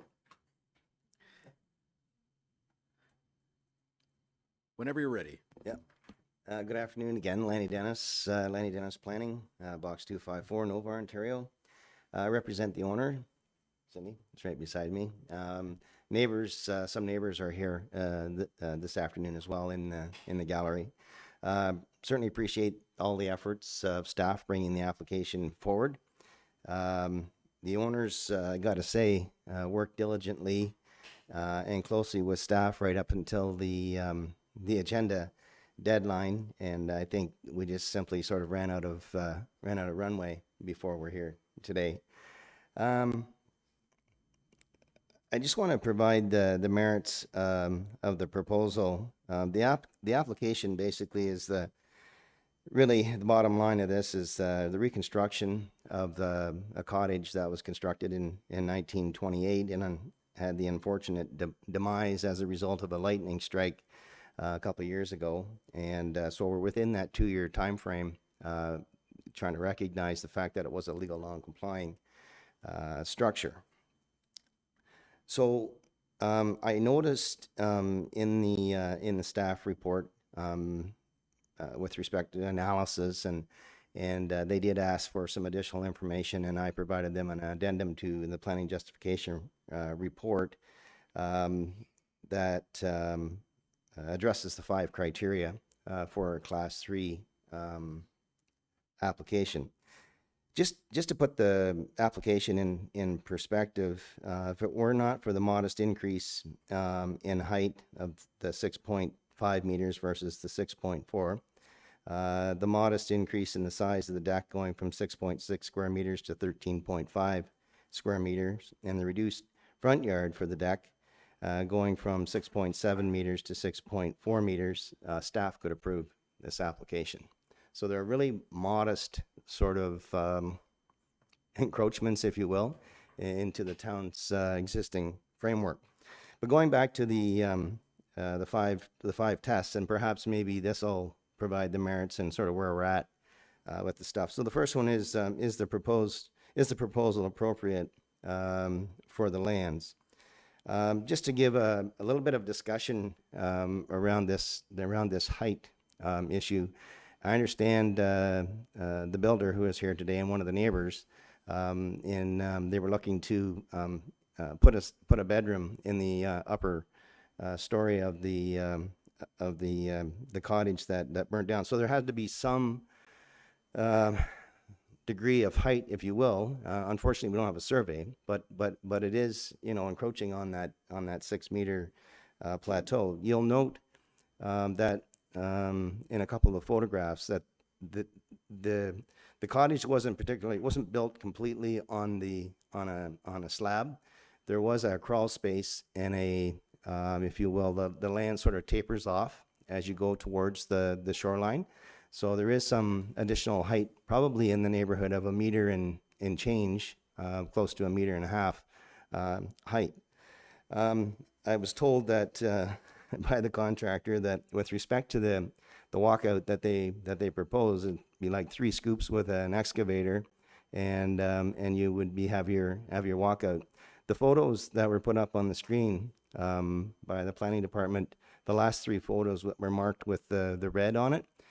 Clearly shows the extent of the excavation, and I would go back 3 scoops probably with an excavator, and you'd have your walkout. I think also, you could probably do maybe a crawl space, or certainly much better than a slab. The idea being that you would put a proper foundation under this building to make it safer than what you previously had. There are trees along the shoreline. I think that was noted in the photographs as well, which will help and assist with the buffering of the building from the shoreline. And certainly the new cottage won't be above that above the tree line. As noted by the planner, the idea would be to build within the same footprint that we previously had to minimize the amount of disruption, notwithstanding the excavation, if you will, for the walkout. I think the building itself is fairly modest in size. It's 108 square meters, roughly 1,100 square feet. It's got a low profile, single story, save and except it has the walkout. The maximum height, then this would apply to a new build being 66 feet back, is 9 meters, and we're looking at 6.5 meters. So proportionately, perhaps a shorter height closer to the water might make sense. The owners have also removed some roofed accessory structures on the property as well, helping to declutter the lot and trying to consolidate some of those structures into the new building. The second test, does the proposal take into account the unique characteristics of the lot?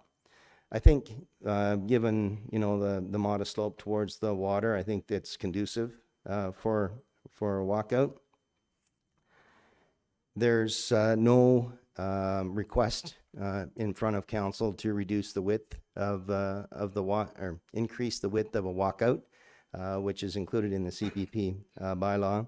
It's got a fairly level building area, and I think this was alluded to by the planners. The hardship that was created is this: you can't really move it back because of the dwelling to the rear. There's a right of way across the back of the property that serves that dwelling to the rear. There has to be a septic system located back there, and there's an unnamed lake to the rear as well, which would have either a 20 or 30 meter setback.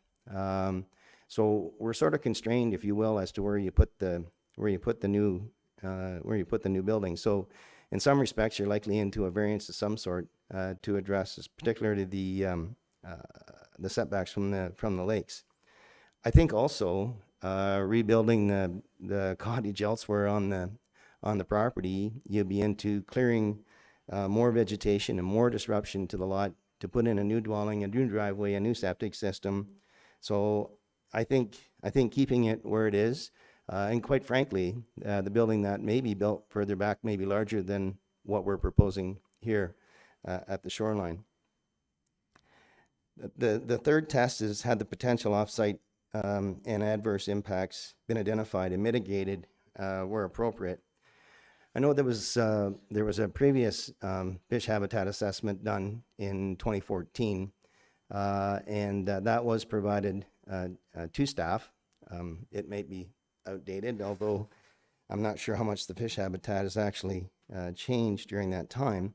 And the other thing is, and it was clearly identified in that report, there was photos in it that pertained to this property. It was a severed lot, so it had taken into account the proximity of the building in relationship to the shoreline. What it didn't do was take into account the new build, if you will, with the slightly encroached deck and the increased height.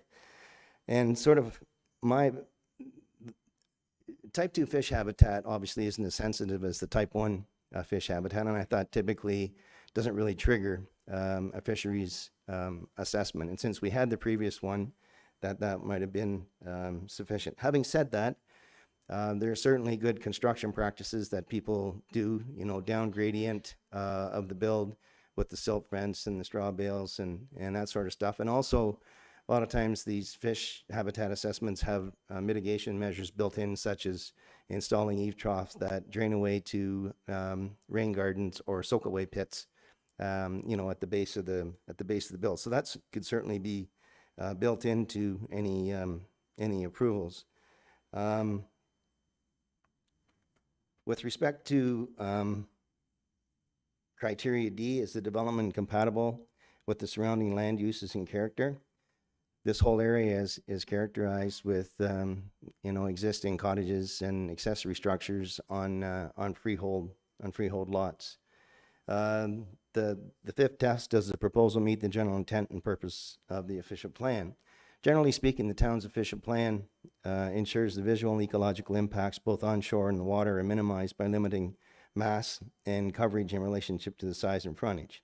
It also addresses the character of the area and requires that natural environment prevail over built form. Just some of these points have been raised before. It's the same footprint, so therefore minimizing the visual and ecological impact. The dwelling is coming no closer to the lake than what the previous location was. The deck is, but not the dwelling. Shoreline remains basically unchanged. There's a small existing dock at the shoreline. The owners actually agreed to use earth tone colors to blend into the natural environment to help soften the view from the lake as well. There's no change to the existing shoreline width that was there, and there's no change to that. And in fact, the owners would be prepared to and consider more planting along the shoreline as well to help spruce that up, if you will. There's no other exceptions required for the proposal. I know that the owners are anxious to proceed, and I know they've contacted an ecologist, and it's timing trying to get people out to do the work. But quite frankly, I'm not sure that the fish habitat assessment is really all that warranted if we can build in some mitigation measures into the actual permit that would come forward. Having said that, if committee decides that it's provisional, hopefully approval, but provisionally we could do the fish habitat assessment. So in my opinion, the proposal does meet the 5 criteria as outlined for a Class 3 permit and represents good planning. Thanks. Great. Thanks very much. Council, comments or questions? Councilor Renwick. Thank you, Chair Stone, and thank you for the report, and thank you for the report, Madeline. Madeline, you had mentioned that there is a retaining wall, and I'm assuming that the retaining wall is in regard to the deck. So to say that the structure is not coming closer to the water, the dwelling is not, but the deck is, and there's a retaining wall underneath the deck, correct? Thank you for the question. Through you, Mr. Chair. The use of the retaining wall is to essentially, it's for the grading for the walkout basement. So it's to retain the fill that's required to allow the walkout basement to be a walkout basement. Okay.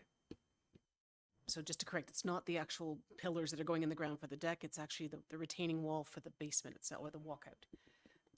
Yes, sorry, Okay, through so you, it is Mr. Chair, if I could just clarify. Yeah. So the deck would be coming from 6.7 meters, which is existing.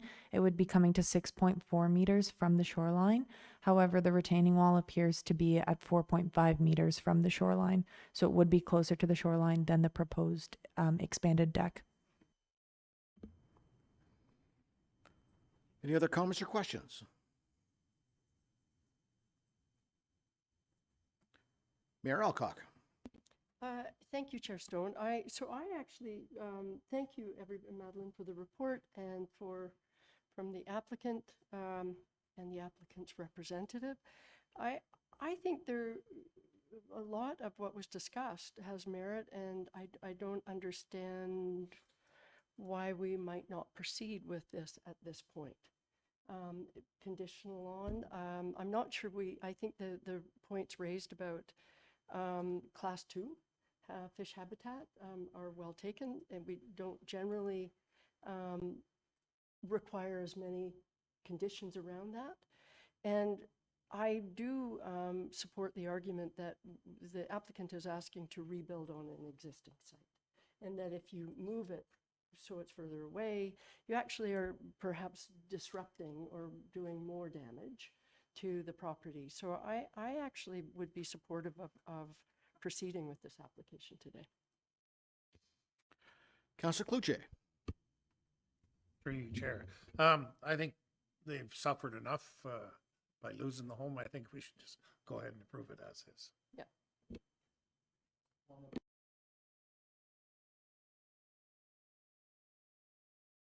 Thank you.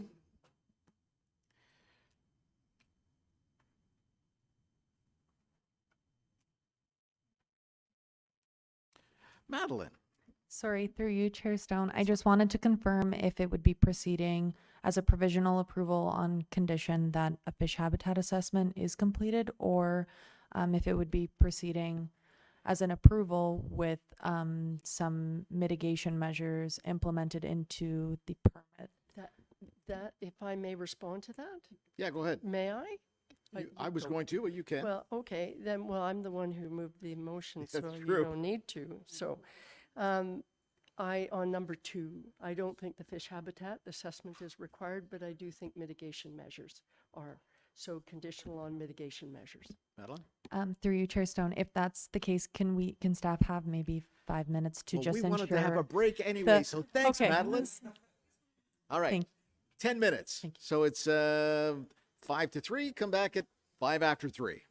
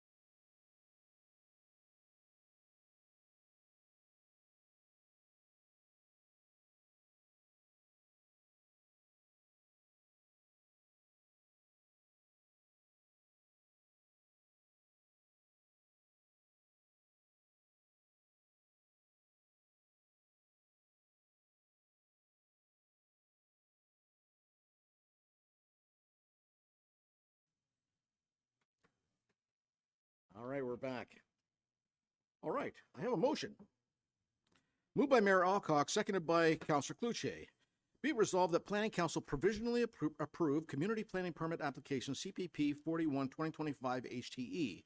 The purpose and effect of which is to permit the reconstruction of a non-complying 85 square meter single detached dwelling with 8 square meter deck on the lot and provide relief from subsections 2.4.4, 2.15.6, 2.15.7, 2.16.3, 2.16.4, 4.3.4 of the Community Planning Permit Bylaw 2022-97. What?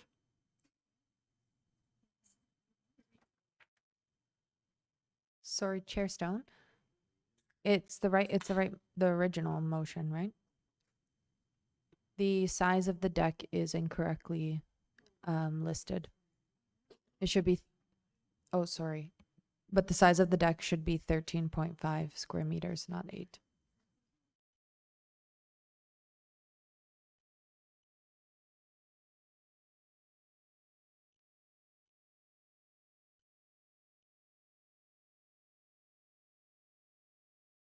How it's listed now is correct. The size of the proposed deck is 13.5 square meters.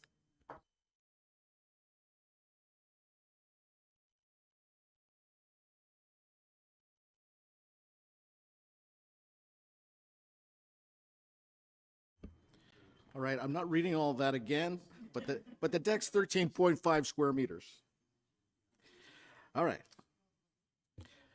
1, permit the reconstruction of a non-complying building with a height increase to a maximum of 6.5 meters, and permit an expansion to a non-complying dwelling to permit an 8 square meter,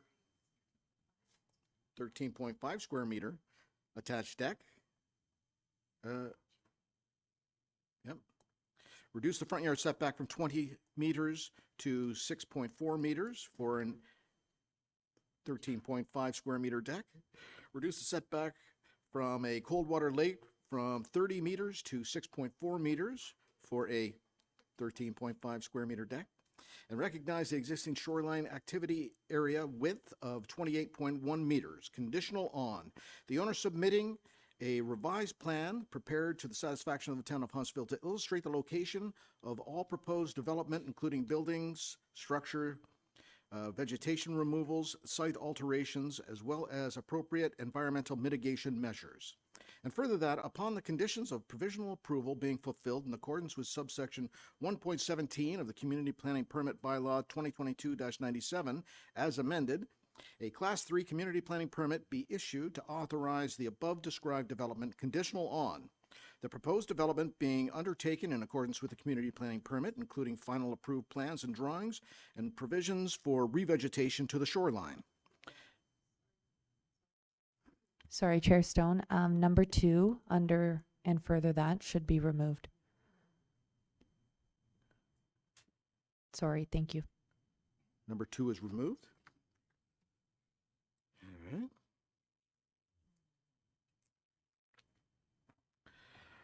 All exterior lighting being dark sky compliance in accordance with the Town of Huntsville Outdoor Lighting Bylaw 2016-3 as amended.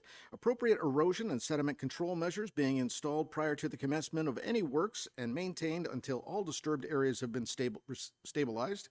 All disturbed areas being stabilized and restored to existing conditions or better immediately upon completion of the works.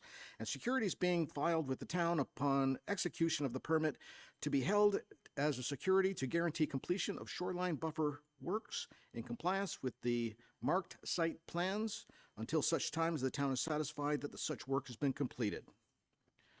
All right. Comments or questions? All in favor? And that carries.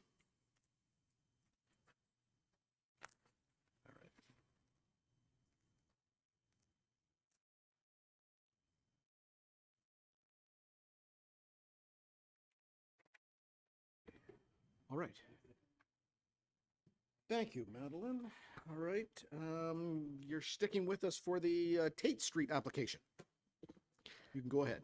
Thank you. Through you, Chair Stone, the property is located at 3 Tate Street. The lot is designated mixed-use area along the intensification corridor, within Huntsville's urban settlement area and Huntsville's official plan, and is under the urban mixed-use precinct in the community planning permit bylaw. Main Street West has been identified as a corridor of mixed-use development, specifically recognized for its variety of low-density residential uses and mixed commercial uses. Development in this area can potentially be constrained due to its linear nature, caused as a result of the railroad tracks to the north and area of high ground to the immediate south. The design of the mixed-use designation is intended to contribute to the well-being and cohesiveness of the community. Further residential intensification within the urban settlement area will be focused in the mixed-use designation and is encouraged along the intensification corridor. Criteria for development in this area requires development to be compact at an appropriate scale for its location and surrounding area, appropriately serviced, and is encouraged to achieve higher densities than the surrounding area while achieving an appropriate transition of built form to adjacent areas. The urban mixed-use precinct applies to properties along the mixed-use corridor in the urban settlement area and includes a number of uses permitting multi-residential and commercial uses. An application has been submitted to permit the construction of a 4-story, 767 square meter, 42-unit multi-residential apartment building on the lot. A Class 3 community planning permit is required to reduce the required front yard setback, reduce the minimum required exterior side yard setbacks, increase the maximum permitted height to 16.9 meters, reduce the minimum required number of parking spaces, reduce the required landscape buffer abutting a parking lot along the rear lot line and exterior side lot line, increase the maximum permitted density to 169 units per hectare, and reduce the minimum required setback for a loading space abutting a residential precinct. The conditions of provisional and final approval have been listed in the report package for further review if necessary. A number of submission materials were provided in support of the application and have been detailed in the report. The proposed 4-story building will include 5 2-bedroom townhouse-style units, 12 bachelor, and 25 one-bedroom units. The building is oriented closest to Main Street West, and both a retaining wall and terrace are being utilized to level the portion of the property. Towards the rear of the property, the area is being utilized for surface-level parking and a driveway to access the site and underground parking garage. Height is measured from the front lot line, in this case along Main Street West, and height will be 6.9 meters.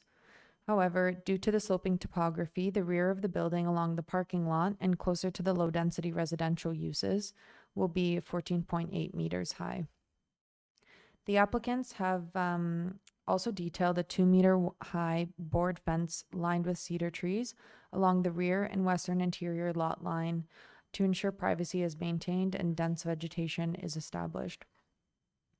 The applicants prepared a visual impact study, which viewed 7 viewpoints and provided renderings of the proposed building to demonstrate the impact from the increase in height, and some of which have been included on the right side of the screen.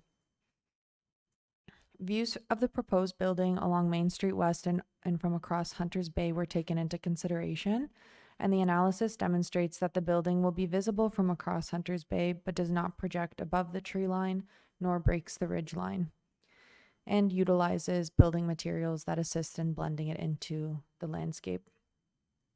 A lighting and photometrics plan was also submitted with the application and demonstrates lighting to be dark sky compliant. The plan shows 5 lighting fixtures to be located in the parking lot area, however, did not review exterior mounted fixtures, so staff have requested that these changes be made and an update be provided. Shadowing impacts were assessed through a shadow study, and this detailed impacts in both June and December. The June analysis shows minimal shadowing impacts on surrounding properties and over roadways, whereas the December analysis shows a larger shadowing impact to the north throughout the day. Currently, the property directly to the north is a commercial parking lot, and it appears that shadowing impacts are of less concern in this area. A traffic impact brief was submitted which assessed the street and intersection characteristics, transit access, proposed traffic generated by the development, and a parking review. The study concludes that the proposed development will not cause any operational issues and will not add to significant delay or congestion to the local roadway. Staff have reviewed the study and requested further consideration of matters pertaining to turning lanes, site distance reviews, seasonal constraints, parking infrastructure, and daylight triangles. Additionally, town operations have also noted that on-street parking is limited between November and April every year due to winter operations, and requested that the traffic brief provide updated commentary on how this may impact year-round overflow parking. Additionally, the District of Muskoka has requested that the traffic brief be updated to address concerns related to the intersection and sight lines. Sorry, I'm just going to take a sip of water.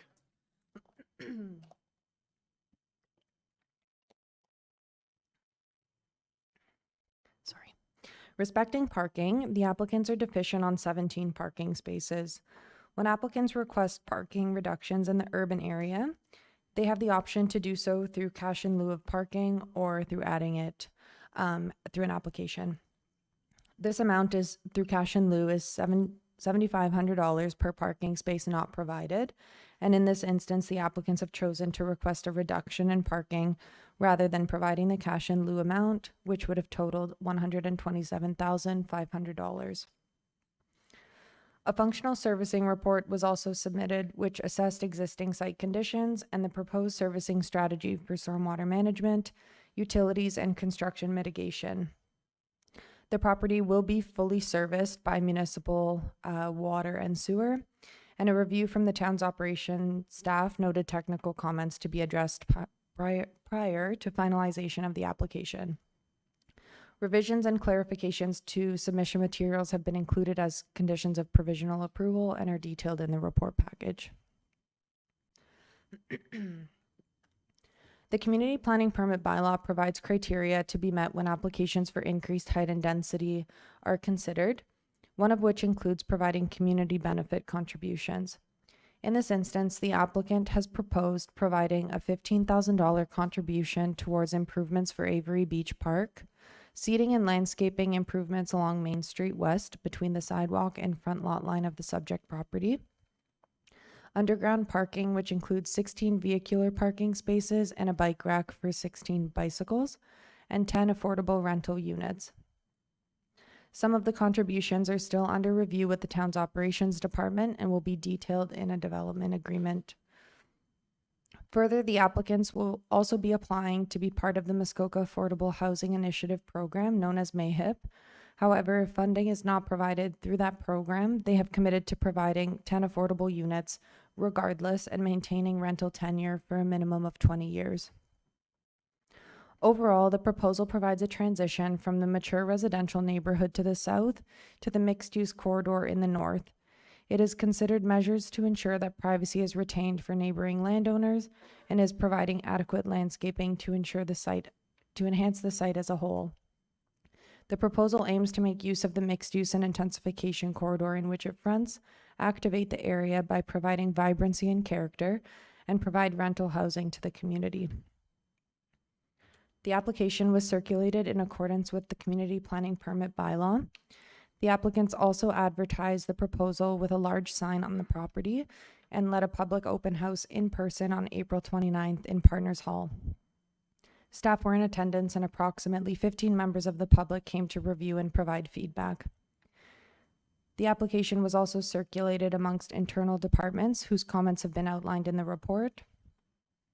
And District of Muskoka staff provided comments recommending that the application be deferred pending the completion of an update to the traffic brief to address concerns with increased traffic volumes, sight lines, and stopping distances at the corner of Main Street West and Tate Street.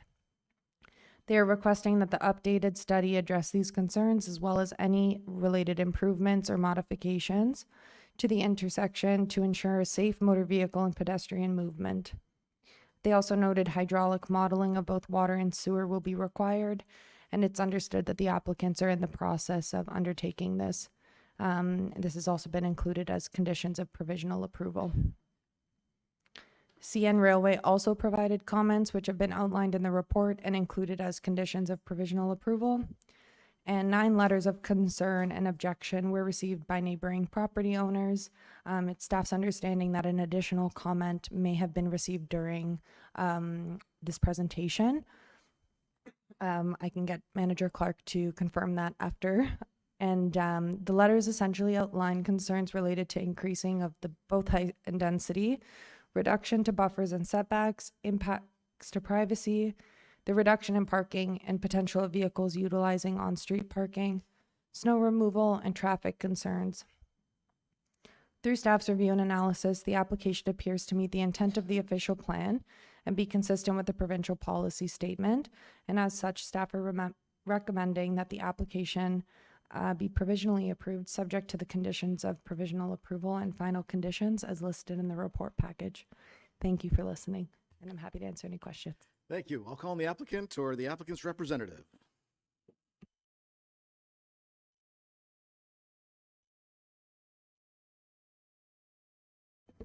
Thank you, Chair Stone, members of the committee. John P. Gallagher, 24 Hibbard Road, Huntsville, P1H 1C9. I'm excited today to put forth this application to address the housing rental crisis in Huntsville. This proposal would take a big dent out of that. Just want to go through some of the background on where we started, how we came through the process with the staff and with the public, and then later on try and address specific concerns that were raised in there, both at the open house and in the letters there. I think Madeline has outlined the application well. This is for 42 units, and the increase in density is related to the fact that there's only going to be 5 two-bedroom units in there. Most projects are having two-bedroom units, so it was a good surprise to see an additional 12 bachelor units and 25 one-bedroom units proposed. When we first looked at the site, the property, it's on Main Street West. This is a main corridor running through the town. The neighborhood starts to the rear of this.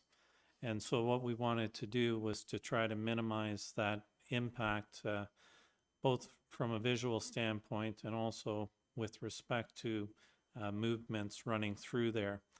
The first thing that we looked at there was to, number one, push the building as close as we could get it towards the main street. You saw in the rendering there, the house to the west is a little closer to the front yard than what the norm is. And by pushing the building forward, we're about 21 meters off the rear lot line, which is about 3 times the rear yard setback. The second thing that, and again, this was brought up at that last meeting on Harcourt, was impact of vehicles on the adjacent property. So right now, there's one residential lot to the south. There's one lot that's to the west at the road, and then there's one sort of tucked in behind it. So it abuts 3 properties. 2 of those are mixed use. When looking at the building itself, the plan calls for compact development, and in this case, the building is only 667 meters on the ground floor area, and that represents about 31% coverage, well below the requirement of the zone. With the gradient that's there, as Madeline had stated, the height on the Main Street side is higher than at the rear, and so again, the impact at the back wasn't as great as from the front. It should also be noted that we've provided underground parking within the building as well. There's 16 spots there and 28 spots outside. The location allows for walking distances to the downtown. There's a school within walking distance. And for recreational activities, Avery Beach is pretty much across the road, and the Irene Street Park, which is underutilized is one street back of the property. By going up on the footprint, it promotes energy efficiency and deals with intensification. As Madeline had stated, this corridor has that special designation for intensification. And this is where, when the official plan was being struck, the town envisioned higher densities. And one of the, I guess, points of the rationale on that had to do with the transit system. And again, I know our transit system, it's not runs as much as it should, but it does provide a valuable service, and the town has committed to maintaining that and subsidizing that. And it runs right up Tate Street, and it, I believe it picks up people in the Huntsville Legion manor there. For years, this was the used car dealership of the Coxes and West End Motors, and it was an underutilized parcel. Full municipal services exist, and there's no extensions of roads required for the property. The height of the building on the Main Street side is at 16.9. However, when you go to the rear of the building, it's 14.8, and that deals with that grade change across there. Also, with respect to the 2-meter high wooden fence along the perimeter of the south and west boundary, we've also provided planting in there as well. The planting has also been extended out into areas along the Main Street and Tate Street as well. So when you look at some of the buffers adjacent Tate, there is grassed areas in between on the municipal road allowance as well that will be enhanced. Staff asked for some considerable studies, rightly so, given the scale of the project. I think this was probably the first one that I've ever done that's had a shadow study, and as you're aware, with the sun tracking in the south and most of the residents are to the south of the property, it only impacts a couple of properties, and that's mostly through the winter when the sun is at a different angle.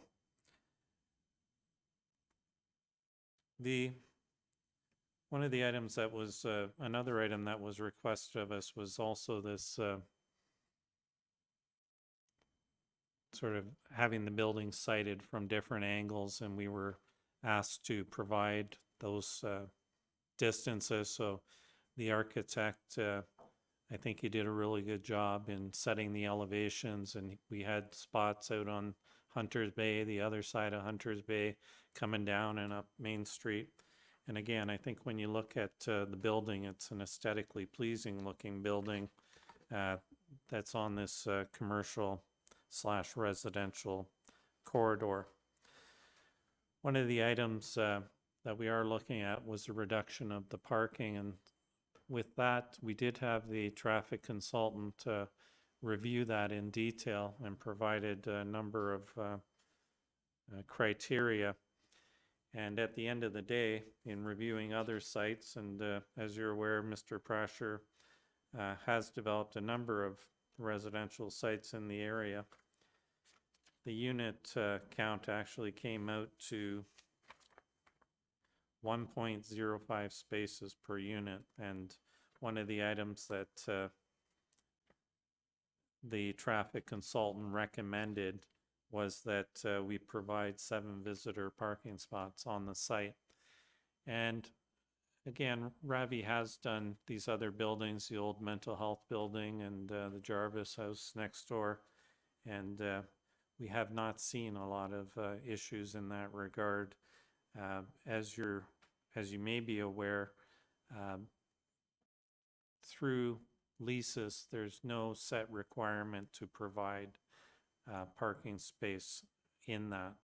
That being said, one of the items that I think was very positive was providing 16 bicycle parking spots and racks in the basement of the building, given the active living going on.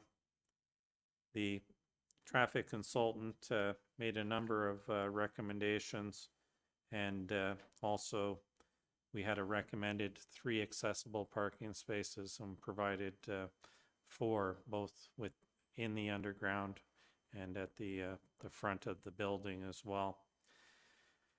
The intensification, when reviewed in terms of the official plan, again, I believe that this meets that criteria. It is on the fringe of the neighborhood. It's not centered within like the Legion Manor was at one time. And that seemed to work out well. It does take advantage of existing infrastructure, the roads, water, and sewer, close proximity to the downtown shopping, place of worship. And again, I think with the types of units, you know, they are small scale, and this is where there's a real need right now for, especially the bachelor units. I think they will go really well because they've been sized accordingly. In looking at the intensification policies, your official plan speaks to providing community benefits in exchange for this, and they list the criteria out there. And so one of the items that we were looking at was for some benches and landscape improvements along the Main Street corridor.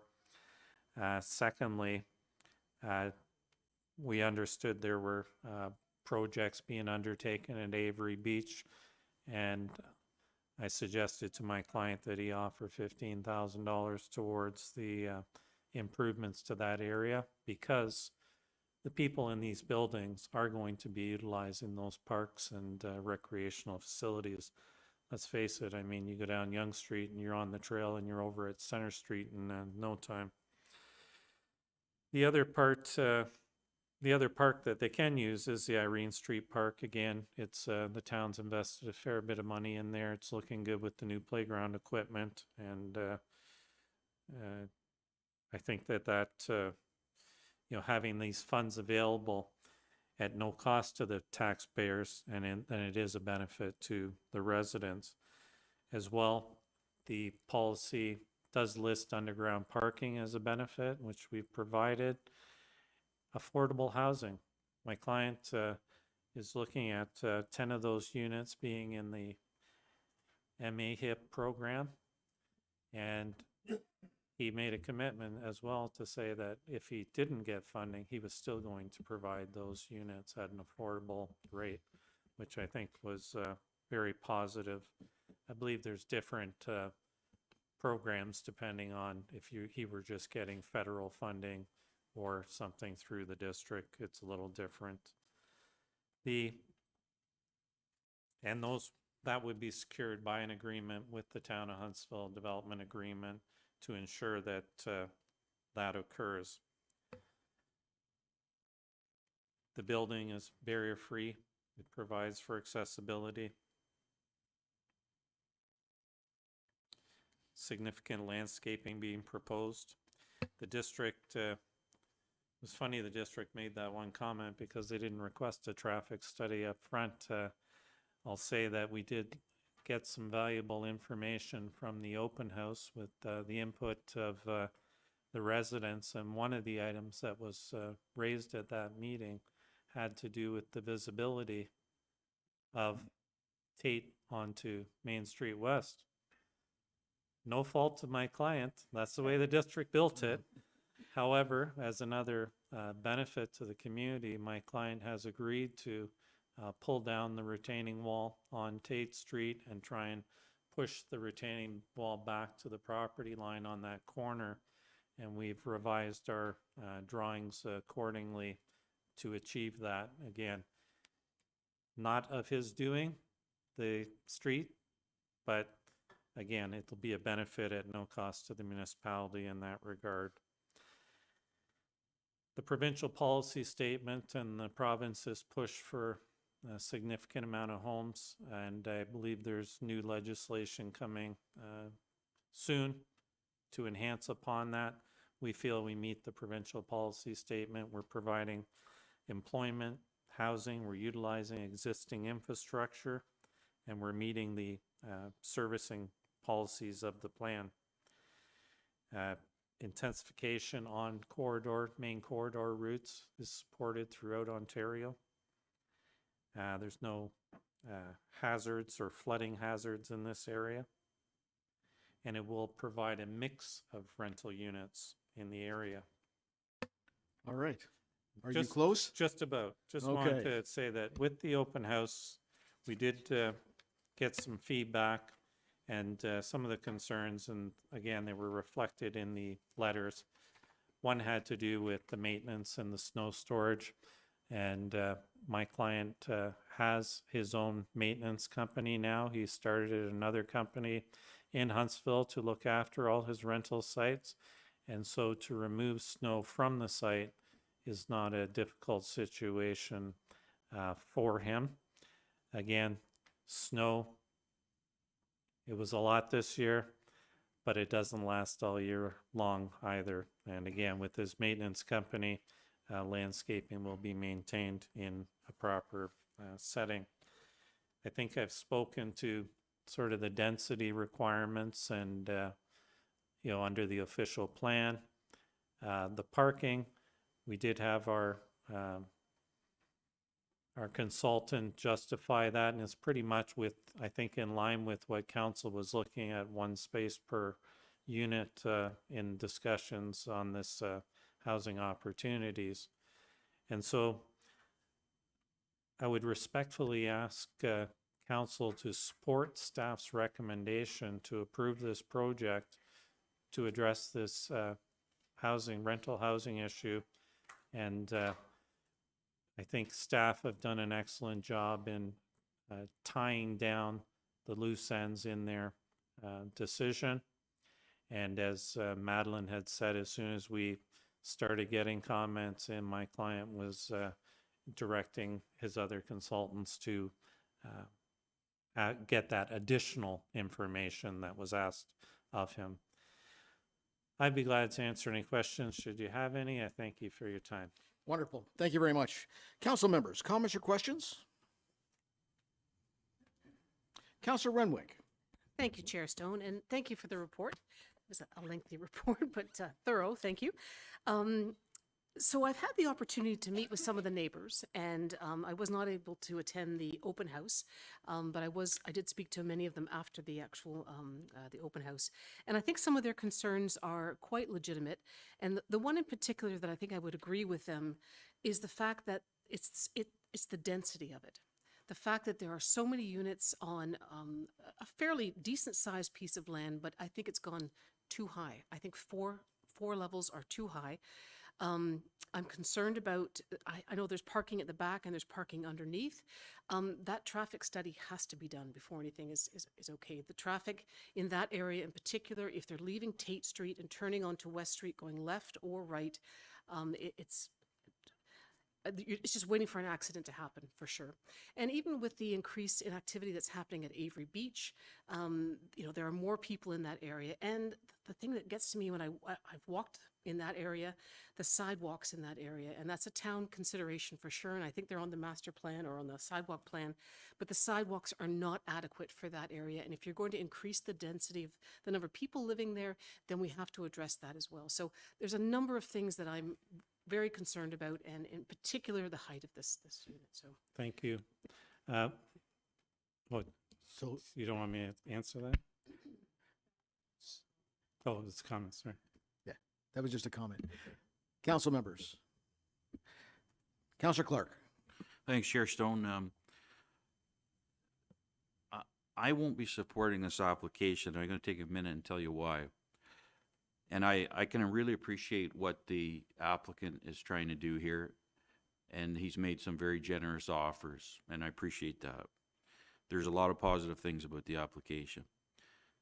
But I can't support the increase in height, much like Councillor Renwick has just said. Increased height should be only permitted in new plans of subdivisions and where it won't impact existing homes. This way, when you're buying into a new subdivision, you're going to know that there's a good chance or a possibility that you may have a 4-story building beside you. I'd really like to see this adopted into any new height policy that comes here eventually. We really run into trouble when we try to add 4-story density into mature neighborhoods. And after seeing the process play out for this application and the Cairns Crescent application, one thing is very clear to me. Our residents don't want 4- and 5-story buildings being infilled into mature neighborhoods, and I don't either. I've heard this very clearly from many Huntsville residents, and not just residents that are in the affected areas, but residents that are in other areas in town that aren't affected. And I'll certainly be keeping that in mind when other applications like this one come to council. All right. Any other comments from council? Councillor Morrison. It's more of a concerns you. There was a late email that has come in from resident Jameson. I think it's worth giving a read if you get a chance. I just read it. And the one thing in there, I go up that road quite a bit because I have one of my son's friends is up there, and it is really, really, really busy. And I think I am a bit concerned about the overflow parking that does happen from Avery Beach, because once you park a few trailers and boats or trucks and trailers over there, there's not much place to go. So I have seen vehicles on there. So I don't know if we did look at it, if it's something that you would consider at this stage or down the road for bylaw to have some signage there that there isn't any parking on those side streets. Because especially in the wintertime, it's really, really tough coming down there. And I guess I'm trying to balance it all. I mean, let's be honest, if we say no and somebody went to the OLT, the province would say, why aren't you building more? You know, like this is what the province wants. So it's tough because we need to control our municipality, but every week the province is taking away some of our powers to control what we want in our town. And we've seen time and time again, us spending money going to deny something, fight at the OLT and find out they're getting everything they want. So I'd rather work with the applicant and the neighbors to try to find a way to balance the neighbors' concerns with getting us rental units that are sorely needed. And I know I get that the height might be an issue, but there are a lot of people that can't afford to live in this town right now. So it's trying to find that balance. So I'm concerned about that. Mayor Alcock. Thank you, Chair Stone, and thank you for that, all of the information. This is a difficult one, no question. I certainly understand the comments that have been made, but I was kind of taking notes. And to the last couple of points around the sidewalk is not adequate and there are issues about the side roads and things like that. I certainly don't disagree, and I think that's something that's on us as the town. If we're going to approve projects like this, then we have to ensure that we're providing the necessary infrastructure that supports it. So, and I think to Councillor Morrison's point, I think that you know, the applicant has a tremendous track record in this town of producing quality rental housing. And I have no doubt that in this case, not only would it be quality, but when he says he'll provide 10 affordable housing units, that he will. And I think that that's really important. I don't dismiss at all the issues that have been raised. And we keep coming back to this about the issue of change. And it's a hard thing when you look at the level lot that's been there for ages, but it has had an approval in place. It is part of our OP as an area where the density will increase, that it will become intensified. And so the question becomes how much is okay. So I would suggest that in the note it said it had approval for 12 units. So what would those 12 units look like and how high would those 12 units be? It depending what they look like, what they are. So then you start getting into a discussion around, well, this height is okay, but this one isn't. And I heard many of the arguments that for me are really important. One, it is on our main street. And that's really important when you're building new housing. The people that will be living in the housing that are proposed here, potentially lots of seniors. And seniors will be using the transit. And the transit does run right along there. So this kind of development supports the kind of direction that we put in our official plan. So from that perspective, I think, well, that's very good. You know, I understand that transition to the houses on the backside. And I think that there was reference in the document about, you know, could we at the very least have a taller fence and mature trees that do provide a good buffer between the new development and the old development. And I think that there's merit in that, for sure. And I guess to Councillor Clark, I hear you when you say about the new developments versus old. I don't know a way around that though, because if you look at some of the sites that are perfect for you know, new developments of the kind that we're looking for, they are within our urban area. They happen to be in the established urban area, like Cairns Crescent, as you said. And so you might say the question then is, well, how much? And that is your right for us to decide. But one of the things I know for a fact is we asked staff to come up with a height and density policy. And I believe that while we haven't approved that yet, I think that a major corridor is probably one of the areas that we'd say, okay, to an increase. I know I would. I'd support that. So I understand the concerns. I do not dismiss them. I would very much like the applicant to address those buffering issues. And I think the municipality has to perhaps put signs that restrict the parking. And we definitely need to look at what type of sidewalk we are going to do for that area, for sure. Councillor Schumacher. Well, thanks. I don't think I have much to say after Nancy.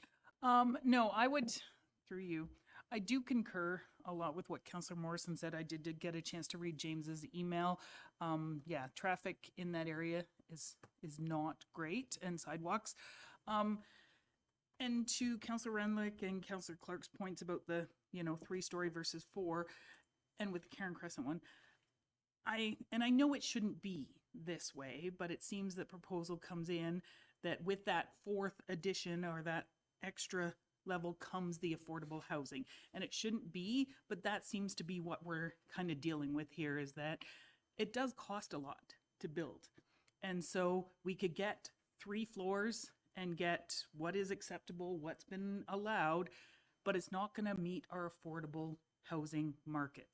And it seems that a few of these proposals that are coming in are asking for that extra level just so they can create the opportunity to create the affordable housing, which I do feel as a community we do desperately need. And if they don't make the other programs, they're not going to make the affordable housing fit in a smaller density area. So do we give up that 1 floor for the fact that we're creating an opportunity for 10 low-income families? And my other work that I do is completely low-income families that need places to live.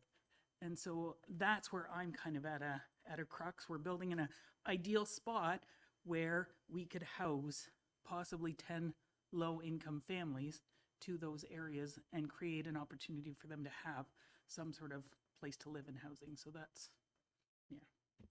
Councillor Cloutier. Through you, Chair. As Councillor Schumacher said, that other floor is providing housing that we need, that we sit here every planning committee every month and we say we need it, we need it, we need it. And sometimes you have to bite the bullet on some certain issues and in some certain places to get that, to achieve that. If we go ahead and do the 4th floor, okay, we need sidewalks, we need other things there. Well, let's take the money and spend it on that stuff and enhance the neighborhood. Like, we're not just going to plunk this here and just leave the neighborhood dry. Let's, if it gets approved, let's put the new sidewalks in. Let's find some parking solutions to the parking problems. and the foot traffic over there, provide better areas for them, provide better transit stop for them. That's what it's there. That's why we're here. We're just not here to just do the building. We're here to enhance the neighborhood. Yes, maybe the fourth floor will not enhance the neighborhood as far as looks, but let's do other things to enhance the building and the surrounding area around the neighborhood. Deputy Mayor Armour. Thanks, Chair Stone. Quite a topic, always is when you get high like this. I think some of the key things we need to remember is I believe it's 16 point some odd meters at the front of the building and just 14 point something at the back. So it's like a difference of 9 feet. So that you're actually allowed from 11 some odd meters. So you're really only talking about 9 feet here for that extra floor, which is going to make more affordable living.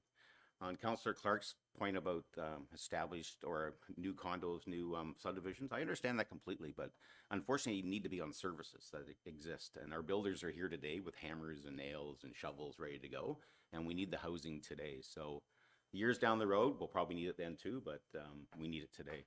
And this location, I know it affects a lot of people, but it really is ideal spot for it. Traffic concerns. I come over Town Line all the time. Everybody uses that for a bypass. And you get there at 8 o'clock in the morning and try to get out on that road. Good luck. We should probably have somebody down with one of those stop signs going. But anyhow, but we can work on that. We can move ahead. We can move ahead with the district. We can put in single lights if that comes down to that point. But we can work with that.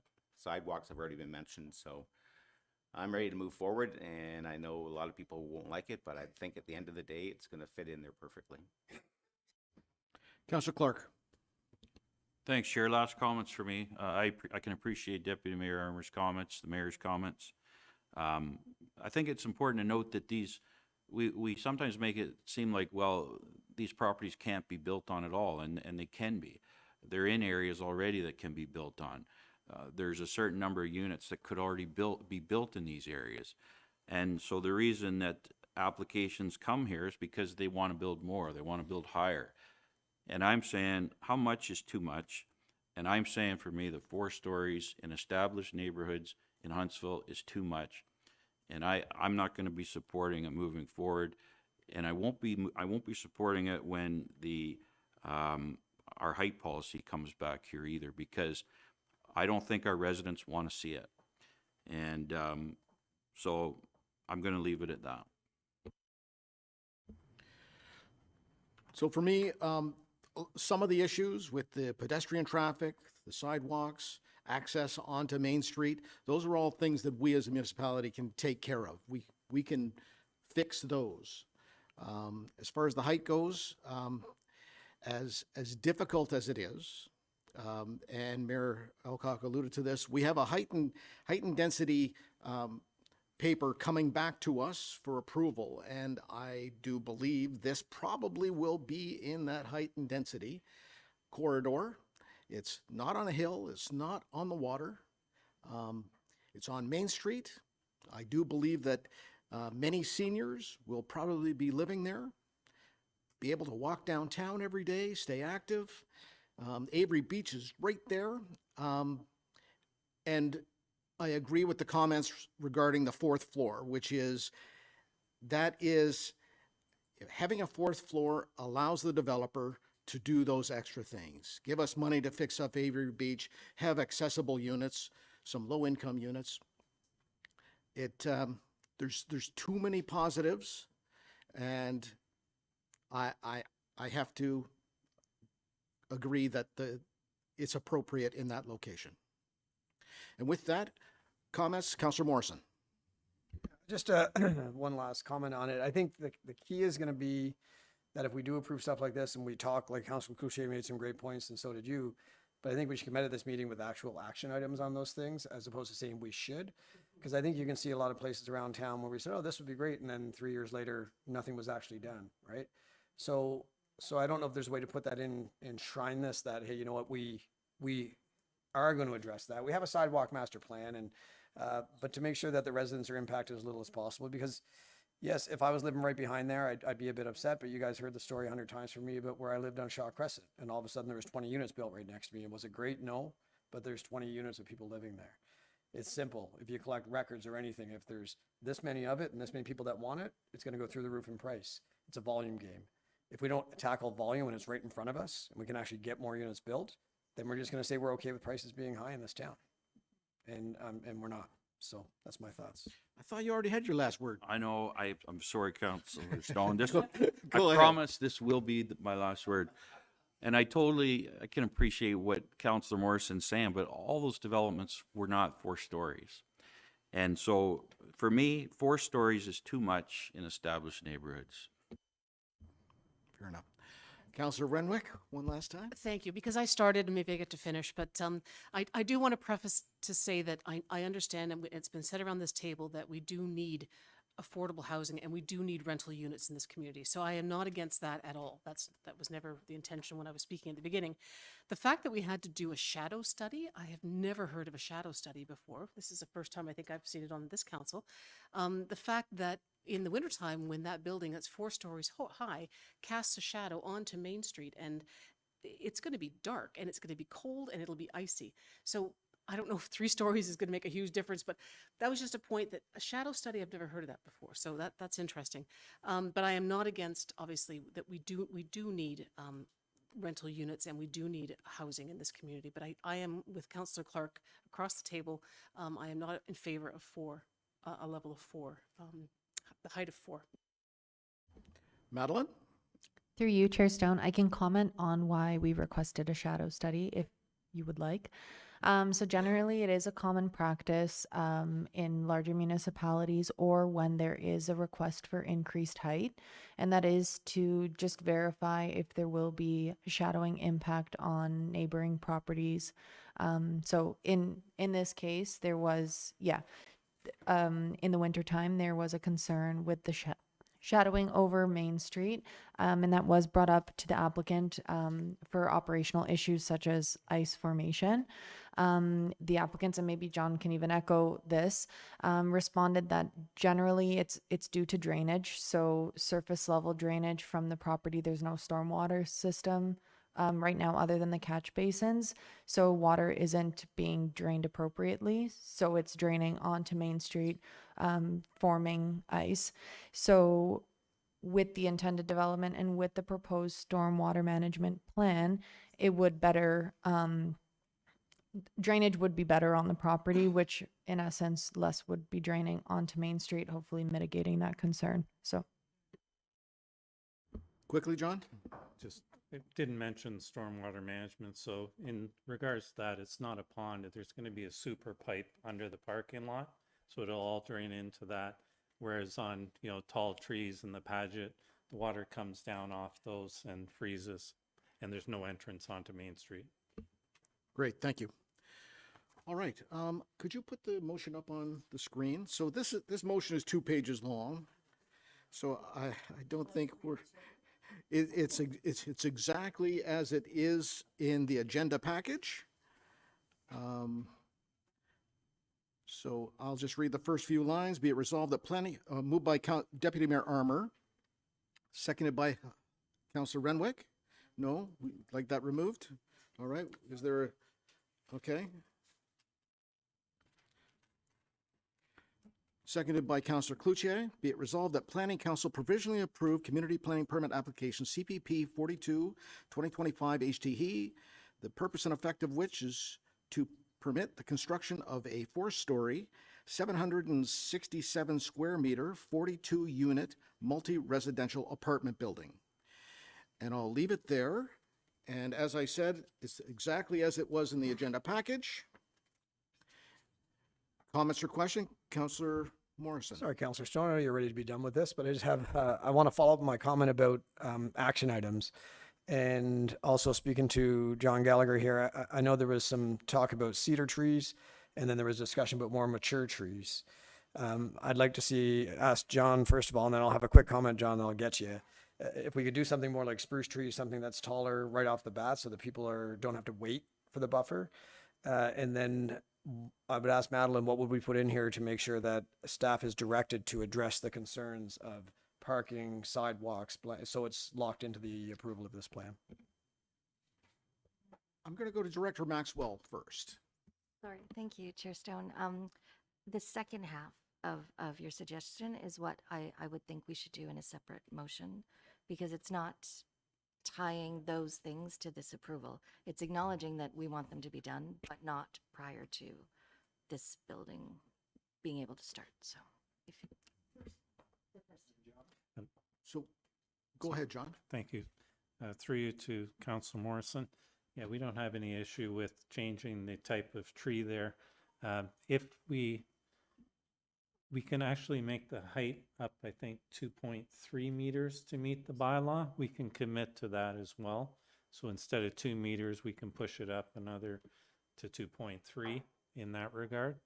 And hopefully that would address it. I know that with the sidewalk and some of the comments at the open house, it had to do with the maintenance, and the snow plowing was coming down and getting stuck in between the retaining wall. So we're looking at grading that once we take out the retaining wall, which will help alleviate that issue. Thank you. Madeline? Sorry, through you, Chair Stone, I just wanted to confirm when John mentioned the 2.3 meters that was in regards to the height of the fence, not the height of the vegetation that would be planted. Yeah. Thank you for that. Councillor Schumacher. So the last point where it talks about building remain in the rental market for a minimum of 20 years, is there anything that we can address the specific about affordability? Because I'm okay with 3 floors and it being rental, and then that's fine. The whole reason I'm voting for fourth is because it has to have the affordability component to it, not just a rental piece. Is that outlined, or is that in there? Because it's not in the motion. You can see it. The intent of the community benefit, that was one of the gives that my client was prepared to commit to for 20 years. And even if it didn't get into the specific district, that one, he will commit still for affordable housing for 20 years on 10 of the units within the building. Deputy Mayor Armour. Thanks, Chair Stone. Just last thing, if the is approved for MAHEP, that's a 25-year program through the district.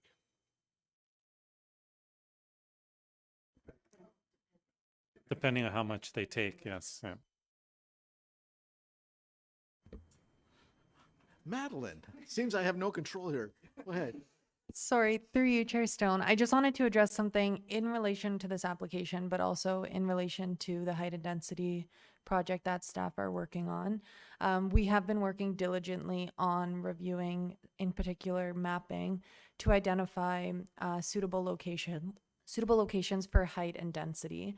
And amongst identifying where it may not be suitable for increased heights and density, avenues that lead to opportunities are the intensification corridor and our bus route and our trail network. So just keeping those things in mind, we are looking at suitable locations, and along the intensification corridor would be an area that we are looking at. So again, we are working on that still, so we don't have any final things to share, but I just wanted to make note of that.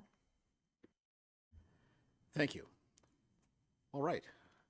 So you've seen the motion. We have one more question, Mayor Alcock. Just very quickly, I'm sorry, Chair Stone. So the reference to the 2.3 meter fence, is that in our motion? Because that's an important thing. And I just want to be sure that we've identified that, or have we? We just showed on the site plan 2 meter Two high. meter So we high. would just have to change that on the site plan. So Okay, all if- right, and that's understood. And we're committed to that. I commit to that here. And the mature trees. Yeah. Yeah, perfect. Thank you. All right. Before anybody asks another question, I'm going to ask a question. All in favor? All those opposed? And that carries.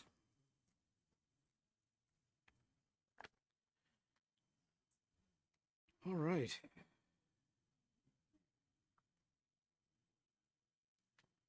All right, Kelsey's up with the Clark's Lane application.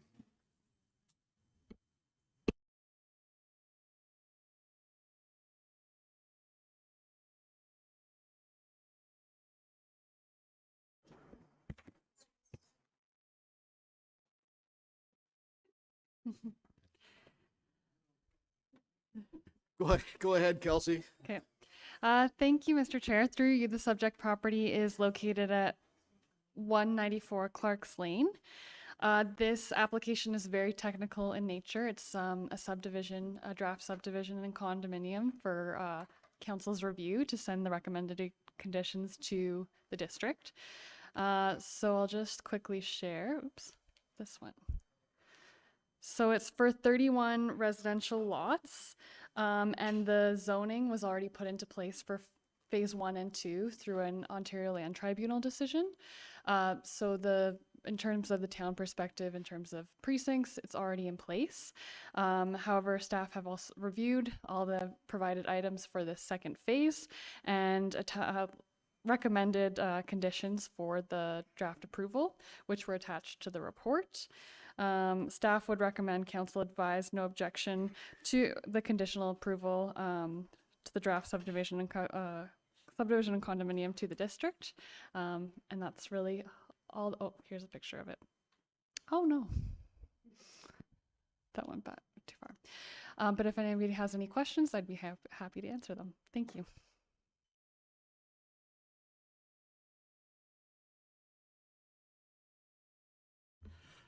Sorry, I was sleeping. I'll call on the applicant or the representative to make any comments. Presumably you're online? You need to raise your electronic hand, no? All right. Council members, comments or questions?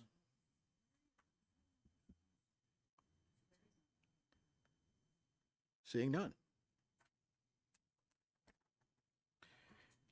Moved by Councillor Clark, seconded by Mayor Alcock. Be it resolved that the District Municipality of Muskoka be advised that the Council of the Town of Huntsville has no objections to the conditional approval of draft plan of subdivision file S 2025-001 and common element condominium file C 2025-001 Clark Lane subdivision, subject to conditions as outlined to attachment number 4 to report DEV 2025-53, and further that a copy of the report DEV 2025-53 be forwarded to the District Municipality of Muskoka for their consideration. Comments or questions? All in favor? Was there a comment? Oh, all in favor? And that carries. Yeah, I'm trying. All right, Richard, Ina Drive. Thank you. Through you, Mr. Chair. I'm not sure I can be as quick as that, but I'll try. So the subject property in this instance is 49 Anna Drive. So the subject lands in this instance consist of 2 lots that are essentially separated by Anna Drive. And there's been some unauthorized development on these lands, and the application before you is intended to address this. These lands are designated waterfront in Huntsville's official plan. The lands are also contained in the waterfront residential 120 precinct, and there's some previous zoning exceptions on the lands, an SR4 1347 and 0092. And there's also a natural constraint overlay on the lands. And that's due to steep slopes, deer wintering habitat, type 2 fish habitat, cold water lakes, and at capacity lake trout lakes. So the history here is the applicant received some authorizations from the town to conduct road realignment and drainage improvement works involving Enna Drive. And Enna Drive is a municipally owned road, but it's a seasonally maintained road. The road occupancy permit that was issued for these works also allowed some limited slope stabilization works and drainage conveyance works associated with the road realignment. And these works are not yet finalized. So those works essentially were the drainage channel that was installed along the western side of the property to convey flow from a culvert, and the removal of a failing retaining wall that's just below the area called parking on this plan. So those were additional works that were allowed on the property as in relation to the road realignment. Now, as part of the road realignment work, there was also supposed to be a land swap. So the town was going to be giving this owner a portion of the Anna Drive road allowance on the south side in exchange for taking or swapping a piece of land on the north side, which the road would be realigned to. So unfortunately, the scope of the site alteration works completed by the applicant, and so those would be the authorized works, but unfortunately the scope of the work creeped a little bit, and included extensive slope regrading works not associated with approved works, and the relocation of an existing private cabin over to the eastern boundary of the property. So pictures of these works are all included in the staff report. In support of this application, the applicant understood that there was going to be an issue with this, and we asked them to provide a revegetation plan prepared by a qualified professional to show how this unauthorized work could be rectified and any impacts could be addressed. So they did engage Riverstone, and they came up with a revegetation plan, and that's included in the staff report. As noted earlier, well, I've already described what the works are, but basically the application is to permit after the fact, the works that were done, and the relocation of the private cabin.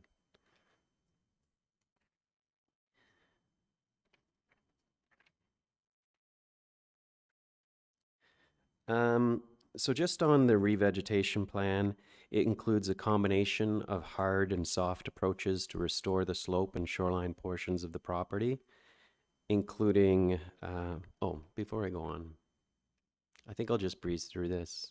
So the reliefs relate to increasing the size of the shoreline activity area, which we're not too concerned about because really the increase is on the western side of the property where that channel was put. The channel is needed for erosion mitigation, so not concerned with that. The next two reliefs are to just permit the development after the fact within these sensitive areas. And the last one is about relocating the private cabin to a non-complying location, which is 4.5 meters away from the side yard, and it should be 6. So there's a reduction required for that. So this is the revegetation plan. As I say, it's a mix of hard and soft works.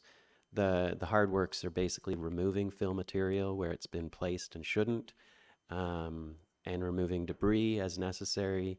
And the soft is about planting material to reestablish a natural condition. Riverstone is, or was, I'm not sure if they're still there, but they were joining us on Zoom if you have any questions about this.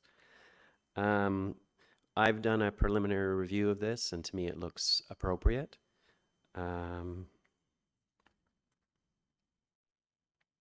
I think just on the comments that have been received. So, but before I go on, maybe I should talk about the private cabin. The private cabin, unfortunately, the area that it's been relocated to is a highly constrained portion of the property. As I said, there's steep slopes. There's the buffer that shouldn't be altered. It is somewhat of an okay location. There's no adjacent development near it, but the problem is it's too close to the existing septic facilities. So there is a requirement that any buildings and structures maintain a 5-meter clearance from septic facilities like this, and they're not meeting that. I'll just talk about the comments we've received. So this application was circulated in accordance with the community planning permit bylaw. Objections were received from 7 residents of Anna Drive, and from the Harp Lake Association. And 2 of those comments were included in the staff report, and then the rest were provided to you before the meeting. A common concern related to these comments was related to the fact that Harp Lake is at capacity lake trout lake and is really sensitive to additional development. So this type of development in most people's minds places it at a greater risk. There's also a concern with the expansion of the shoreline activity area, and there's concerns about the private cabin being used as part of the short-term rental use of the property, and also people not supporting it in the location. So on staff's review of this application, essentially we've asked for the revegetation to try and put things back the way they were. I should note that the slope was not a pristine environment. There were already on the slope, there was a private cabin down by the shoreline. Of course, it's been removed and replaced by a patio. There were retaining wall structures, so there was wooden and bouldered retaining walls throughout the slope area, but it was in a much more vegetated state. The revegetation is to get it back to a better condition. Unfortunately, the private cabin, just because it wouldn't meet Ontario Building Code requirements and that side of the property is so constrained, staff can't support it in that location. Also, with the goal of revegetating the sloped areas, we really don't think there's an alternate location on this property, and it's more appropriate to remove it. So with those things happening, we think most of the concerns from the neighbors would be addressed. So in this instance, what we're recommending is partial approval and partial denial. So we're recommending provisional approval of the works that have been done, but only if the revegetation plan is prepared to our satisfaction, if they provide a suitable cost estimate for the value of the works, and if they enter into an agreement with us that they are going to execute those works. So we're okay with that aspect of the application, but we're recommending denial of the private cabin relocation. I think that's about it in a nutshell, and I'm here to answer any questions. I have some photos if you want to see the existing state. There's also some photos provided by the applicant to show what it looked like before. And of course, I think on Zoom, if she's still there, Riverstone, Bev Wicks from Riverstone would be available for any questions about the re-veg plan. All right, I'll go to the applicant or their representative, who I suspect is online. You need to raise your electronic hand. Chair Stone, I see 2 hands raised. I'll bring the owner in first. All right.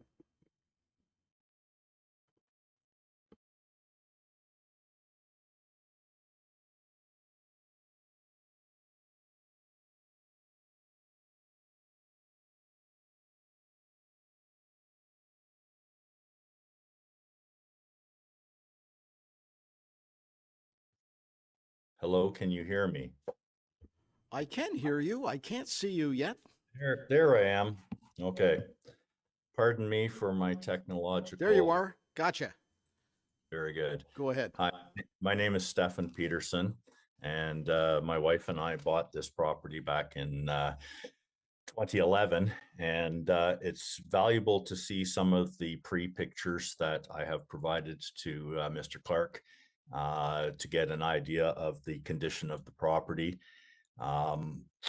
We ended up, that River Rock Channel and the culvert was a separate project that was done back in 2017 to mitigate any of the further erosion problems we were experiencing from the road runoff in behind the block retaining wall, as well as the railroad tie walls that were holding up the section just under the surface of the roadway. So that was existing. The diagram that Mr. Clark showed regarding the red zones, the one red zone that was shown at the back right corner of the property, there has been absolutely no work done there. So there may have been a misunderstanding by myself conveying that to Mr. Clark, but that area was not changed at all. The bunkie above it, yes, that was repositioned to that location. I started this application process back in 2020 with the planning department, an application I submitted to Jasmine Last. And I don't know if it's COVID and a number of different people that I've dealt with over the years. There's obviously been some miscommunication, because I hope that Mr. Clark can attest that I've tried to be as responsive and cooperative in providing all the information necessary for this as we're approaching it sort of from the back end moving forward, as opposed to a proper order of planning. I just wanted to read the purpose and effect for the proposed development that I submitted to the town. I believe this was on Cloud Permit, just to give you an overview of why the project was so necessary. Years of water erosion and damage has significantly deteriorated the structural integrity of the property's retaining walls. The old walls needed to be removed to avoid potential accident or injury to building or person. Removing all deteriorating retaining walls and rail tie walls, along with the railway tie steps that are along these walls, would improve the environmental aspect of the property as well. There was extensive use of railroad ties that obviously were popular back in the 70s, or I know my parents used some in a rural property back then. That, of course, removing that and the creosote and everything associated with it, we felt was the proper thing to do in our discussions with the people we were dealing with at the town. On the lower level towards the lake, the shoreside fire pit would be completely removed. So we would be reducing the lakefront entertainment area by a couple of meters. The current patio stone and wood framing would be replaced with a flagstone landing, and the lakeside shoreline footprint would be reduced. Muskoka boulder rock would replace the wooden frame outline in the landing area, as well as the railroad tie wall along the lower landing. For most of the railway tie wall was freestanding at this point. It was 7 courses of railroad tie, which is almost 4 feet, and 6 of them in behind the wall had no soil behind them because the erosion was that extensive. This caused it not only to rot more, but also to come undone, and was a safety issue. The railway tie steps and the incorporated sides that led from the dock to the mid-level of the property were also deteriorating. The plan was to replace all deteriorating railway tie walls with Muskoka boulder rock, similar to the boulder wall that currently existed under the dwelling, to provide continuity of appearance from the lake. The twisted and deteriorating railway tie steps were replaced with granite steps in the current location, and adding 4 steps to meet a new mid-level grade to provide more level platform than the slope that had previously existed. All of the boulder and step work was incorporated with proper drainage gravel in behind to make sure that we looked after our lake. The eroded slope behind the old railway tie wall was reinforced with Muskoka boulder rock going up to the mid-level of the property. The bunkie, or the structure that Mr. Clark mentioned, was located at the mid-level of the property at this point, and we moved it to the other side where it was shown in the diagram displayed earlier. This area eventually is a flagstone patio with a fire pit incorporated within the design. From the mid-level of the roadway, mid-level up to the roadway, the retaining wall, which was failing, would be removed. Having completed the road shift realignment permit 22-014, which was conducted to transfer a parcel of land to the property owner, being us, on the lakeside of Ena Drive in exchange for the same size parcel on the north side of Ena Drive. It was agreed to slope the property out at 2-to-1 ratio so that no retaining wall would be required to be replaced. This would involve primarily the removal of the deteriorating cinder block wall and railway tie walls that have become structurally unsound and unsafe due to excessive water damage and soil erosion over many years. The removal of the deteriorating railway tie steps along the wall from the road to the deck below would be removed in this process. This section supports the primary parking space currently located on the right of way. It has been identified that the boulder rock wall supporting the second parking area and the top of the westernmost portion of lot 16 that was above the previous bunkie location had been compromised and was due to water damage and erosion and ice damming. There was sufficient room at the road level after the shift and transfer of land to slope this area out at a 2-to-1 ratio also. And I just wanted to highlight that when we received the permit, we were under the understanding that the description stated in permit 22-014 says shift roadway, remove old retaining walls, and slope out the property. So we felt that we were within the understanding of the permit that was given to us. Dan Duke Engineering is our engineer, and he's been in contact constantly with our contractor, JCM Excavating and Landscaping, as well as Brandon Hall from the town through the course of this project. And yeah, that's all I really have to say. We have a $50,000 security deposit with the town already because of the road shift that was done. And we're happy to leave that on retainer with the town to proceed with the revegetation process so that you know that the funds are there and available.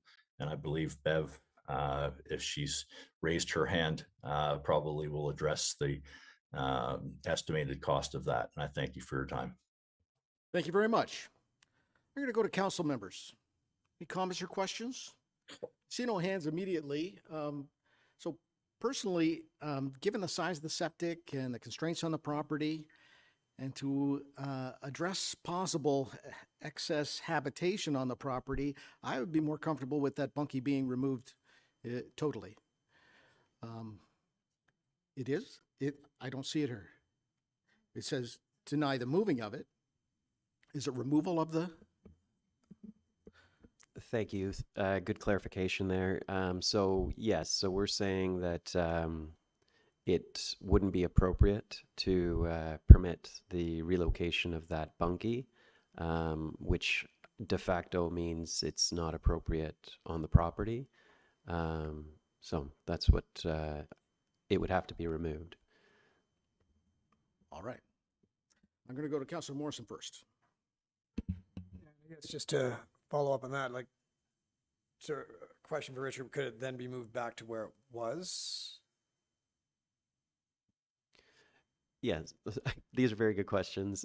So through you, Mr. Chair. So no, it wouldn't be able to go back to where it is without another application. So they would have to seek approval to do that, which given the amount of development already on the property, it would be difficult to imagine getting staff support for that. Follow up? So I guess that answers my only question. And to follow up, I fully support your motion to deny the bunkie, get rid of the bunkie, and follow through on a really comprehensive vegetation plan that to the approval of our planning staff. Councillor Clark. Thanks, Chair Stone. It's unfortunate how long there's been active work happening on this property. I know that many folks in the neighborhood are frustrated about it, and they'd like to see things come to a finish here, both with the road work and the work that's being done on the property. I first visited the property in 2022, just after the election, and you know, work's been going on before that time. I definitely support the planning department's recommendations, along with the removal of the cabin, in the hope that things will get wrapped up here as soon as possible. I guess a question for Richard is, do we know, is there a timeline on when the road portion of the work will be completed? There was some issues last winter with access and plowing and whatnot, so I just wanted to find out where things are at with that. Richard? Through you, Mr. Chair, unfortunately I don't have an answer to that. It is somewhat in the applicant's hands. I do believe they are getting close, and I believe the resolution of this slope stabilization will allow them to finish the project. So there's some boulders that would be placed in and around the road as a result of this work. And I don't imagine that there would be much more to do with the road after that. That being said, the road has to be finalized to the satisfaction of the operations department. So whether or not they're happy with the work, I can't say. Mayor Alcock. Thank you, Chair Stone. I'll be very brief. I just also support staff's recommendation with regard to this application. All right, I see no other hands. Oh, they're making the print smaller so it fits on one page.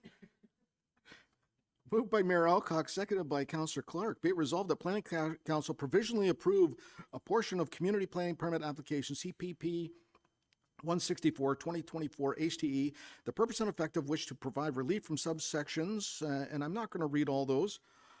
All of this is exactly as it was in your agenda package. So I'm going to call the question. All those in favor? And that carries. All right. And Richard, you're sticking with us for the terms of reference.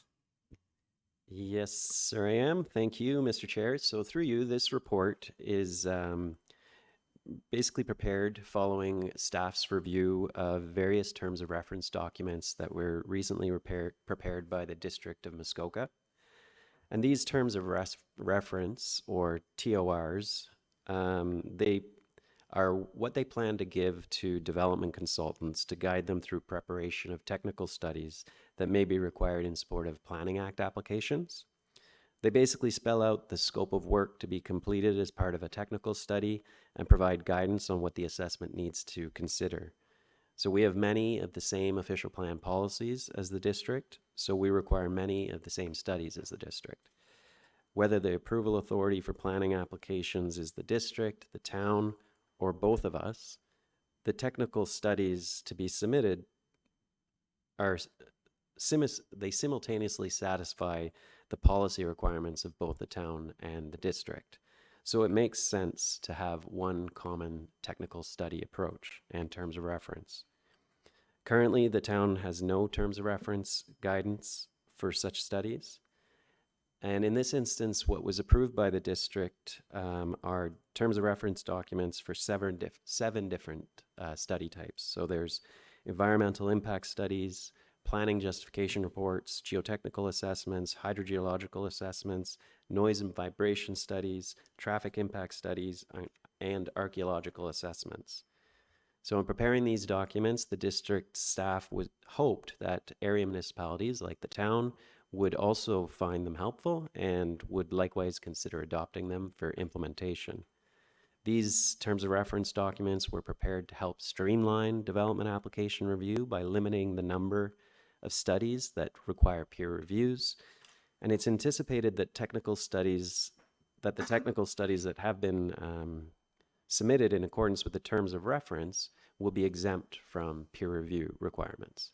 So I'd also like to note that the use of these terms of reference documents was discussed at the most recent Developers Roundtable meeting, and the group was generally supportive of them. So staff are recommending that the town of Huntsville adopt the district's terms of reference for implementation. Additionally, staff recommends consulting further with the district on future updates to the terms of reference, including the preparation of new terms of reference documents where feasible for other commonly requested studies, such as slope stability studies, flood hazard assessments, and fiscal impact studies, to name a few. And the recommendation is in the report, and I'm here to answer any questions you may have. Council members, comments or questions? Councillor Renwick. Thank you, Chair Stone, and to you, through you to you. Have any other municipalities adopted these policies yet? Thank you. Through you, Mr. Chair, that's a very good question, and I'm not sure of the answer to that, but they were approved at the district level in March, so it's likely, but who knows? Mayor Alcock. Thank you, Chair Stone. And my understanding, Councillor Renwick, is that all of the lower tier municipalities will be dealing with these, as we are here, because fundamentally, there was a fair degree of discussion at CAPS around this. And, you know, the goal is to streamline the process. And the big piece in this was if the development community responds favorably and they sit down and do the pre-consultation work and they agree right up front, these are the things you need to do, and if they comply, then they won't have to go to the peer review process. And the peer review process, we hear, as we all know, on a regular basis, that, you know, sets the applicant back by many, many months, and also adds a lot of uncertainty. So that was the intent of this, but, you know, it hasn't really, the proof is in the pudding on this. But I support this proposal. Deputy Mayor Armour. Thanks, Chair Stone. Just in essence, it should speed up the process, hopefully. Councillor Capital Morrison. H. Just a question, Richard, on this, and of course, the Bill 17 that got released there. When it mentions the wording that I just want to ask you about in that bill, because it pertains to this, is the unnecessary studies are the registered. It talks about the certified professionals. So is that kind of saying, hey, if people are certified and they're accredited and blah, blah, blah, that we're not going to likely ask for peer reviews? Is that what they're getting at? Richard? Yeah, I was wondering what Bill 17 was. There's just so many, but I know what you're talking about.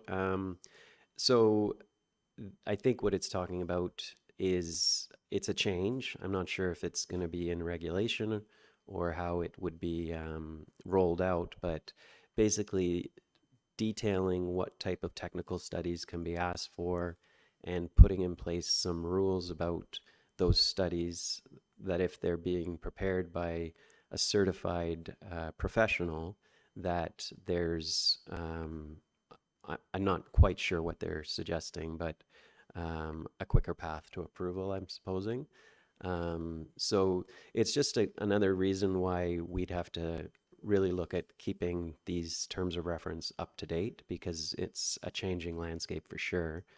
The one thing I thought about when I read that is, from a certified professional's perspective, not all of the technical studies that we get are from certified professionals. And that's always been our issue, or one of the things we say about environmental studies is there's no body called the Certified Ecologists of Ontario or anything like that. So it is something that we look at a little more closely than, say, a traffic impact study prepared by a professional engineer who's putting their stamp on it. So I'm not sure how that will roll out with Bill 17, but we'll see, and we would need to update these terms of reference to address anything that comes out of that. All right, I see no other questions. There's some regular sized print here. Moved by Councillor Renwick, seconded by Deputy Mayor Armour. Be it resolved that the District of Muskoka's terms of reference documents, as outlined in appendices 1 to 7, attached to District Report CPS 3 2025-5, be adopted for implementation in Huntsville. And further, that the Director of Development Services or their designate be delegated authority to amend and revise the terms of reference noted above in consultation with the District of Muskoka and appropriate technical experts as may be required. And further, that staff be directed to consult with the District of Muskoka to request revisions to the Environmental Impact Study Terms of Reference document as outlined in Appendix 1 to District Report CPS 3 2025-5 to clearly describe roles of area municipalities, particularly in instances where they are the approval authority for planning application, among other things. And further, that staff be directed to consult with the District of Muskoka to request development of additional terms of reference documents for supporting technical studies in consultation with the town of Huntsville and other area municipalities. Comments, questions? All in favor? And that carries. Director Maxwell. What do you got for us? Nice. Go ahead. Do you want to read the resolution or no? Good?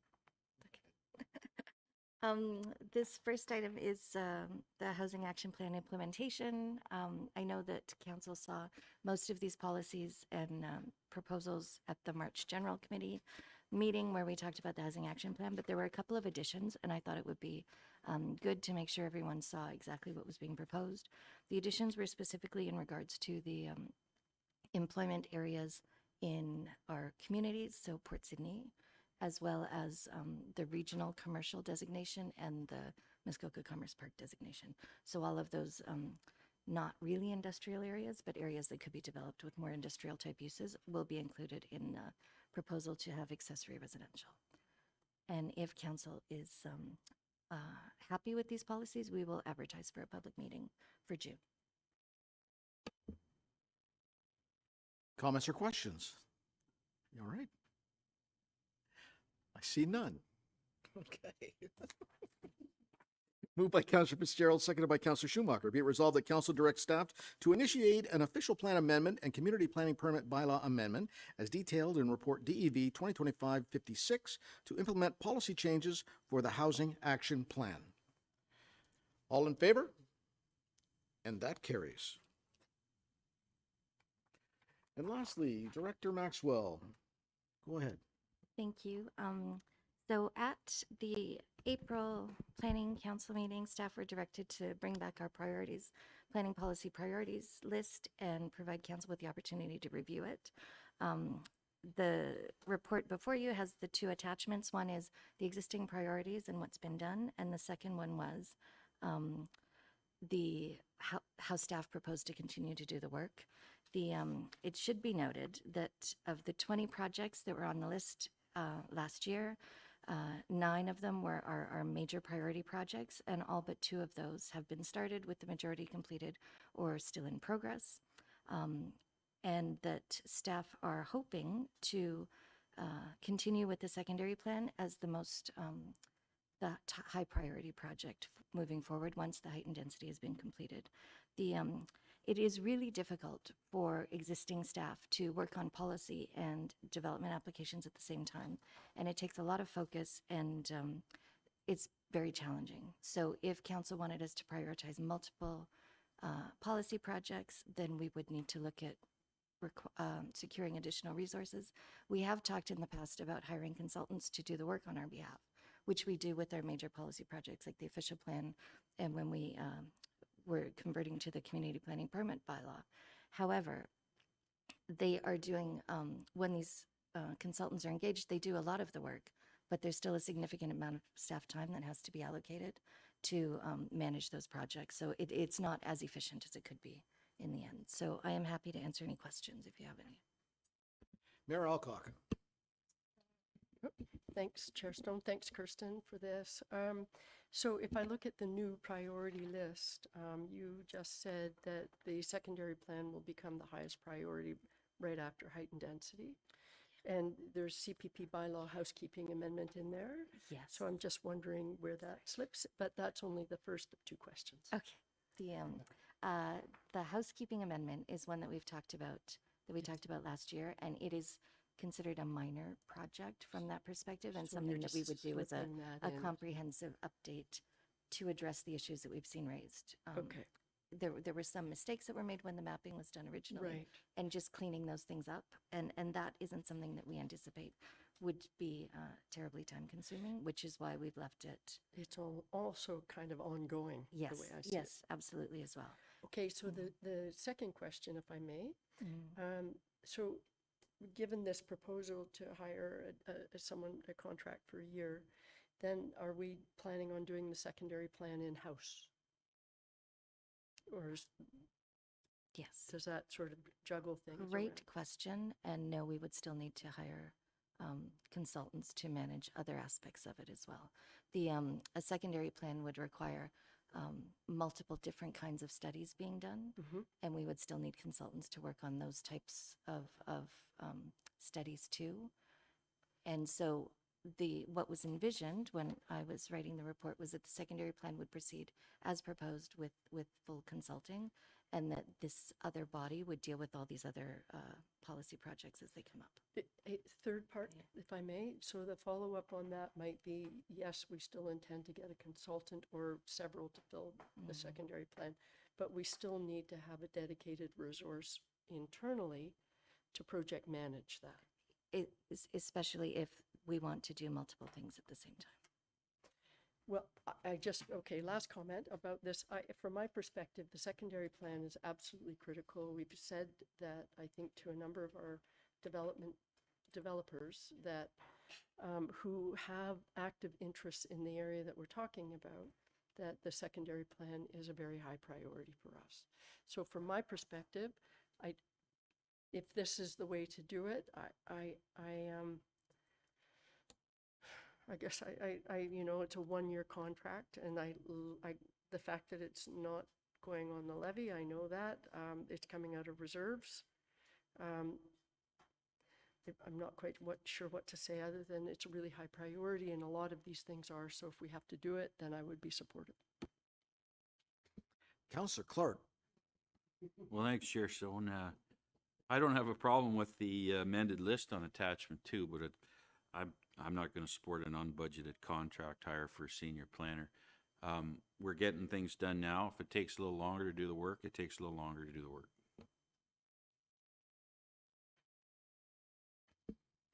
Deputy Mayor Armour. I have to agree with Councillor Clark on this, but I'm just wondering, how many things are we ranking here? Are we looking at getting these done in this term? Or how many can we push to the next term? Like, can we focus on 1 or 2 initiatives and get them done that are really important to us? And then my second part of that question, if we were to go through with this, would we be hiring the contract person to look after this list, or would someone internally be only focusing on this and the new senior planner be looking after applications? Director Maxwell? I was going to say, Richard is not looking at me. He's avoiding you. I would say that we could complete, a secondary plan is a bit of a long process, so I would like to have it completed by the end of this term of council. The official plan review and that we need to do, I don't imagine could be done before this term is finished for major projects. And then I suppose we would want this new body to focus on policy and be a policy person with experience in policy, lots of experience in policy. Follow up? I just want to apologize to the planning staff for putting this on you to get done. So great job so far. I see no hands. I struggle with yet another hire in this term. And a one-year contract, as long as I've been around the table, is never a one-year contract. I struggle with that. I really do. Mayor Alcock? Thank you, Chair Stone. And I'm going back to Deputy Mayor Armour's comment. Because if you look at the list, really, if we had to narrow it down, what do we plan to do from now until the end of the term? It's not everything on this list for sure. So it's probably, you know, things like official plan office consolidation, not started minor project, probably not the highest priority at this point, right? So if we start shaving things off the list, the highest, and I'll go back to it from my perspective, the height and density is really critical, and we think that that might be coming back sometime in the next couple of months. The secondary plan is the next really important thing. We're still using a consultant for that. So we've just shifted a planner over to the secondary plan to project manage the consultant. So, and then I look at the rest and I think, kind of listening to my colleagues on the other side of the table. And I know it's unusual, which is totally unusual, but I am. Sometimes I do listen. And You know, urban design guideline, well, we've talked about that forever. That goes back 2 terms, we talked about that. So not started will require external resources.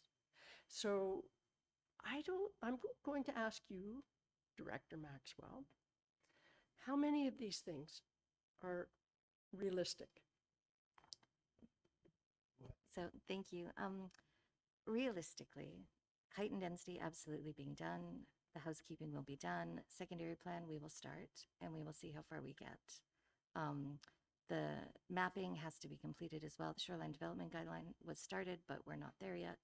Official plan consolidation, of course, is a minor project and that's more administrative.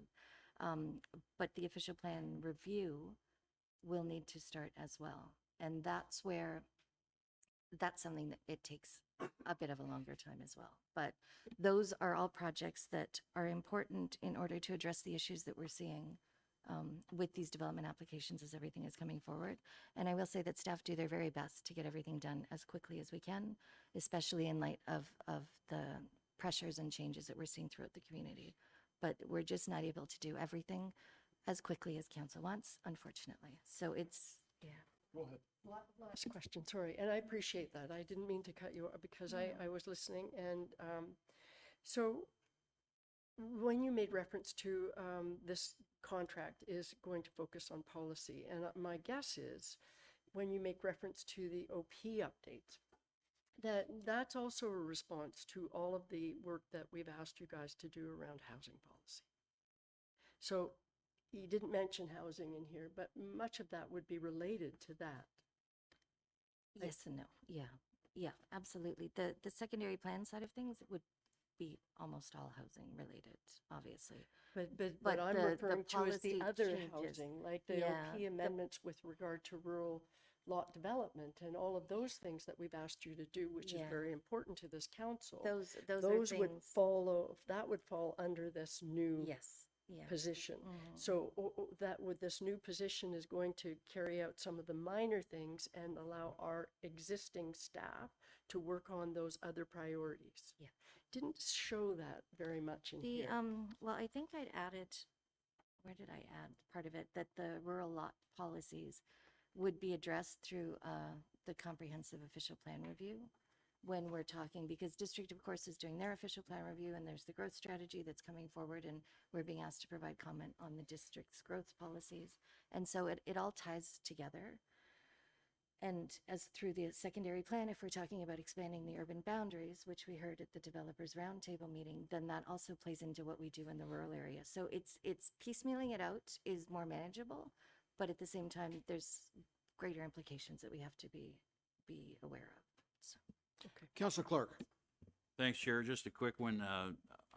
I say this all the time, but a request like this should have been in the 2025 budget. It wasn't.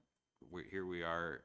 And so I guess I would say to staff, I mean, if you can put it in the 2026 budget and we can always look at it. I'm probably not going to change my mind, but hey, you never know. Councillor Morrison. I don't want to play favorites or anything, but if there's a department that could use some help, it's definitely planning. There's no question, especially every week we add more stuff and then you get a Bill 17 and you get all this stuff. But I just can't do an in-year hire. I kind of learned my lesson on that one. And I think coming back for 2026 or looking at other options, looking at other ways we can take some pressure off them, I'd support that. Do I think they need it and deserve it? Yes, but it's, even though it's coming from a reserve, it's still taxpayers' dollars. And it depletes a bit of a reserve. So I just, as much as I'd love to support it, I made a commitment to myself not to do in-year hires anymore. So. A thought just came into my head about Trevor's replacement. I thought he was, I don't even know who that replacement is, but I thought the discussions were that that person was going to be able to help us with some of the issues with planning, maybe even shoreline development guidelines or something to that effect. That person is hopefully starting June 2nd, but it is a shared position with the Township of Lake of Bays. And so the focus, half their time is spent in Lake of Bays and the other half is on the climate initiatives. If any of those overlap with the planning priorities, we would obviously try and make use of those resources in that manner. CAO Corey. Thank you, Chair Stone. And I would like to thank Council for considering the request that's before you today. I think it's important to note that the reason the staffing request was brought forward was because we found that there was a sense of urgency to some of the items that fell within this list. And it was impossible for existing staff to get that done in the time period that we thought Council wanted to see it. So some of these items that are on the list actually didn't exist when we were discussing 25 budget, so we wouldn't have had the ability to put that in as a request. So as long as we appreciate Council, the challenges with hiring an additional staff, but as long as Council's willing to understand that this will just take some time to get these projects done, we definitely, I know staff will make a huge effort to make sure they're completed. So thank you. Thank you for that. Councillor Renwick. Thank you, Chair Stone. And just briefly, I don't think this council has put any undue pressure on planning to get this done at this point. So to what Deputy Mayor Armour said, is there any reason why we cannot reallocate some of the priorities and it'll take a little bit longer to get them done? But I think that's what we need to do, because I'm not in favor of hiring anyone at this time either. So, and I do recognize the work that the planning committee and the planners put in today, for example, the amount of work that's gone into what's going on today. It's incredible, but I just can't see how we can afford this. We can't afford this at a time. Councillor Fitzgerald. I hear a pretty clear message around the table from the comments that no one's going to support the position.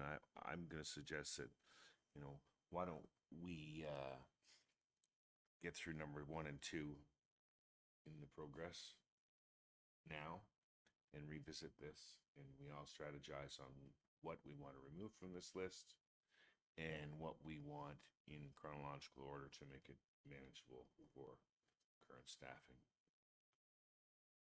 levels. Councillor Schumacher. I totally concur. And the official plan review, there's like a deadline, but it's not like immediate tomorrow, correct? Okay, yeah. All right, how do I deal with this recommendation? Were you tabling, or did you want to just remove the piece? I'm not sure what council, if council wants time to review the priorities list and then make recommendations back, that would be Deputy Mayor Armour. Just a suggestion, could we do a postpone on it? maybe? And so I think if we table it and we don't bring it back, it's gonna fall off the table, Okay, yeah. right? mhm. And if we defer, then, but I think it's called postpone, if I'm correct, my terminology. Trish will know. Mayor Alcock? I agree with that. I think, but if we're deferring, we're also under advisement that we want to get the first 1, 2, 3, well, I'm including the CPP, right? So 1, 2, 3, and come back and set the priority for the rest of the term. Councillor Clark? Thanks, Chair. Just so to be clear, no problem with postponing, happy with that. But we need to take off the hire from that when it comes back. If we're gonna be doing a motion or, So, if I may, Chair Stone, what we could do is amend the motion to read just the first clause with the priorities 1 through 3, and then council will revisit the priorities list at some point in the future. Does that work? Yeah. All right, so we have an amended amendment, moved by Mayor Alcock, second by Councillor Schumacher.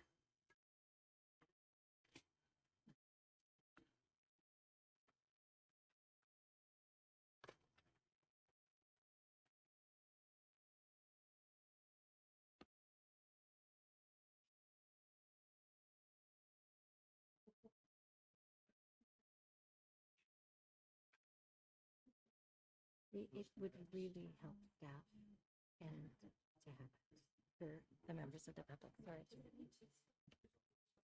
Paragraph struck out for sure. Yes. Then you want, Yeah. Well, because members of on the, 1 to 3 on the list. Or did it just say? No, because it's not. Okay. Talk amongst yourselves when we resolve this.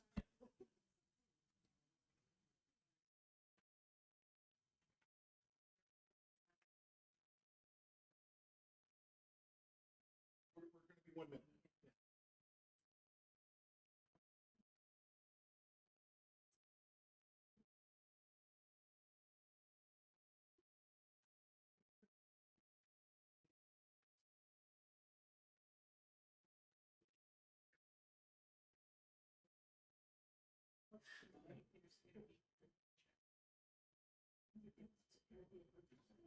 going to be 1 minute.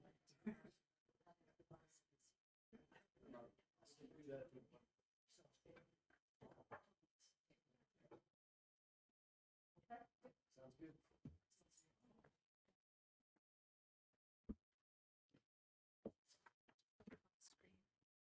All right, so the original motion moved by Councilor Morrison, seconded by Councilor Cluche, be it resolved that council directs staff to prioritize the projects as noted in attachment number 2 to report DEV 2025-57.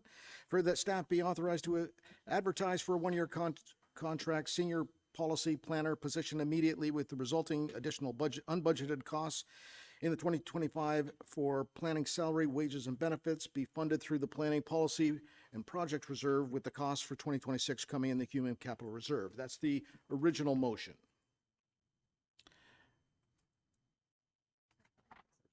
Struck out.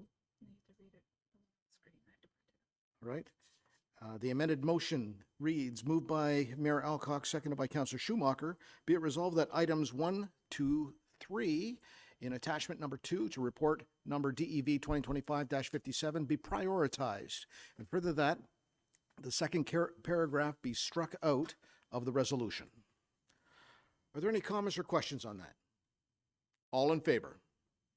And that carries unanimously. All right. Moved by Councillor Cluche, seconded by Councillor Morrison. Be it resolved that confirmation bylaw 2025-55 be received and passed this 14th day of May 2025. All in favor? And that carries.